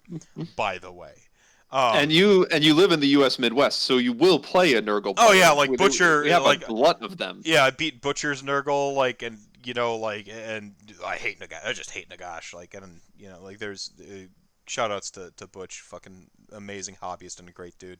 But like, like, so I'm just sitting there, I'm like, uh-oh, like every time I beat a Nurgle player, I have to start looking over my shoulder for the one that's got my number now, you know, Right? Yeah. like, and I remember I lost to IDK once. I'm like, I will never lose to IDK again. And then all I did was practice against IDK until Sure. like my hands were sore from pushing my models.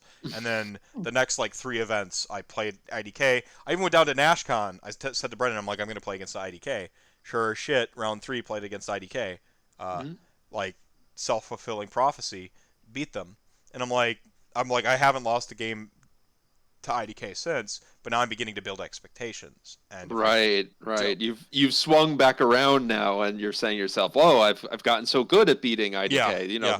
There's no way one of those could beat me now." And Mm, then you come across like a 4 turtle list, and when that loss rolls in, you're like, "How did this how did happen? I lose to Where did four things go wrong?" turtles? This is the bad version of the army. What the hell? Like, Right. Yeah. or I run into that player who's legitimately lights out way better than me. I Yeah. probably have that loss coming, right? Yeah. Like, but if I'm not in that open awareness to, okay, like, yeah, I mean, I personally wanted to get better at playing against this one army, so I put in the time. But Hmm. the outcome, I have an ideal outcome, but the realistic outcome is a lot broader. Hmm. Like, and I need to be aware and accepting of that broader thing and be less harsh on myself, because the Yeah. first thing I'm going to do is like, I'm great at beating IDK. Now I lost to them. Rabble, rabble, and I get mad. Like, I get mad because Hmm. it turns on myself. This is me speaking now. I turn on myself Right. first. Why didn't I play better? I know this army in and out. I know my army in and out. Sure. Like, and then I start to go down and the second guess myself, second guess the whole gameplay. Did I make the right strategy here? Were my dice averages right? Okay, yeah, my dice were the right averages. Okay, fine. Hmm. Like, and you start to do that. You do the math and you second guess, or you can enjoy a hard fought game that you had against an Yeah. opponent, and embrace this sort of like wider, more forgiving of yourself, like, sort Yeah. of mentality, and certainly a more compassionate one towards your opponent. Well, I think that's what you're Yeah. saying, is forgiving self is self compassion, right? And then Yeah. compassion for your opponent.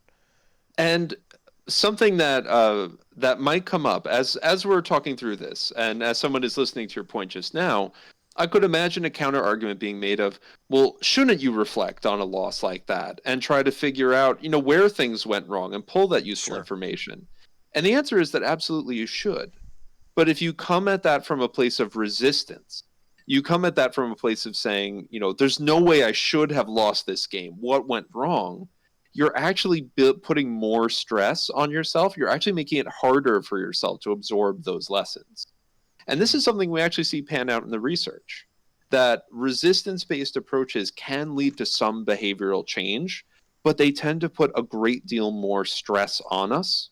So the more we're able to adopt an acceptance based approach, not only does that pave the way for growth and for change, but it actually reduces the impact that that whole process has on us, the negative impact, the stress. Mm. So the more you can slip into the mindset that says, okay, I did lose this game and I am frustrated. I really thought I had this in the bag. And with that, let me take a look at this game and see what I could have done better. See what I could have done differently. See, how things happened. Maybe I'll learn something really useful here. And maybe that will make it easier for me to reflect. That approach is actually much more likely to get you where you want to go than saying, what the hell went wrong? Let me pick this thing apart until I figure out, what happened here. Mm-hmm. Yeah. Yeah. No.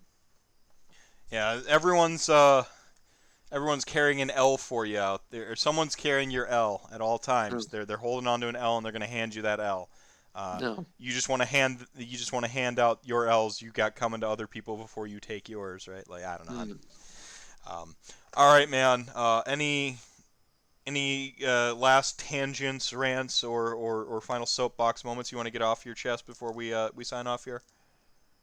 No, nothing comes to mind. Thanks for having me on again. It was fun to get a chance to go through some silly lists again. So I'm glad I was able to come up with some good ones for us. And, to everyone else out there who has listened throughout the day, just try as best you can to be kind to yourself.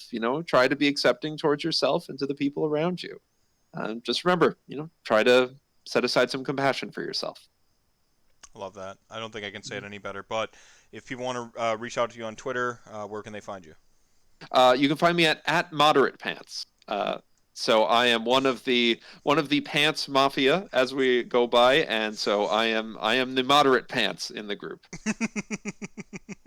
Do you often find yourself moderating the pants debates? Sometimes, although I think it's more that I will sometimes adopt the middle position in order to infuriate both sides. I love it. I love the Yeah. contrarian to like to It's like stoke the fires. I can see where you're both coming from, but what if you're both wrong? Mhm. The Pants Mafia here in the Midwest are absolutely. If you ever get to play against any one of them, you will have a great, fantastic game. 100%. And And as a quick shill moment for us, this weekend we are finally conducting round two of our Path to Glory event, which we will be putting up on YouTube. We do have a Pants Mafia AOS channel. We got one video. We're almost at triple digit views. So Nice. yeah. So But if you have any interest in watching, three random guys in the Midwest pay Path to Glory, which admittedly you're watching because one of them is playing Lumineth. You can all admit it right now. you're right. We will be doing round two of Pants to Glory this weekend. That's fantastic. Does the YouTube have like a unique handle, or do we just look up Pants Mafia on YouTube? That is a good question. Let me just grab that quick so I can actually tell people the right one. And Because Pants Mafia could be a whole different Google search. oh Depending. yeah, I can only imagine the rabbit hole you'll go down. Pants Mafia AOS as three separate phrases. All right, there you go. Search for that, and you'll hopefully be able to find us. Perfect. And I'll of course have links in the videos, the video and/or the show notes here tonight. Man, thank you so much. I had a blast here. Thank you for being a part of the Rantathon. Thank you Mhm. for now your third appearance, I believe. We'll have to get another one of these in before the end of the year, I think, because I'm always open to talking list science and and and mindfulness slash Yes. thoughtfulness. TM. Slash thoughtfulness.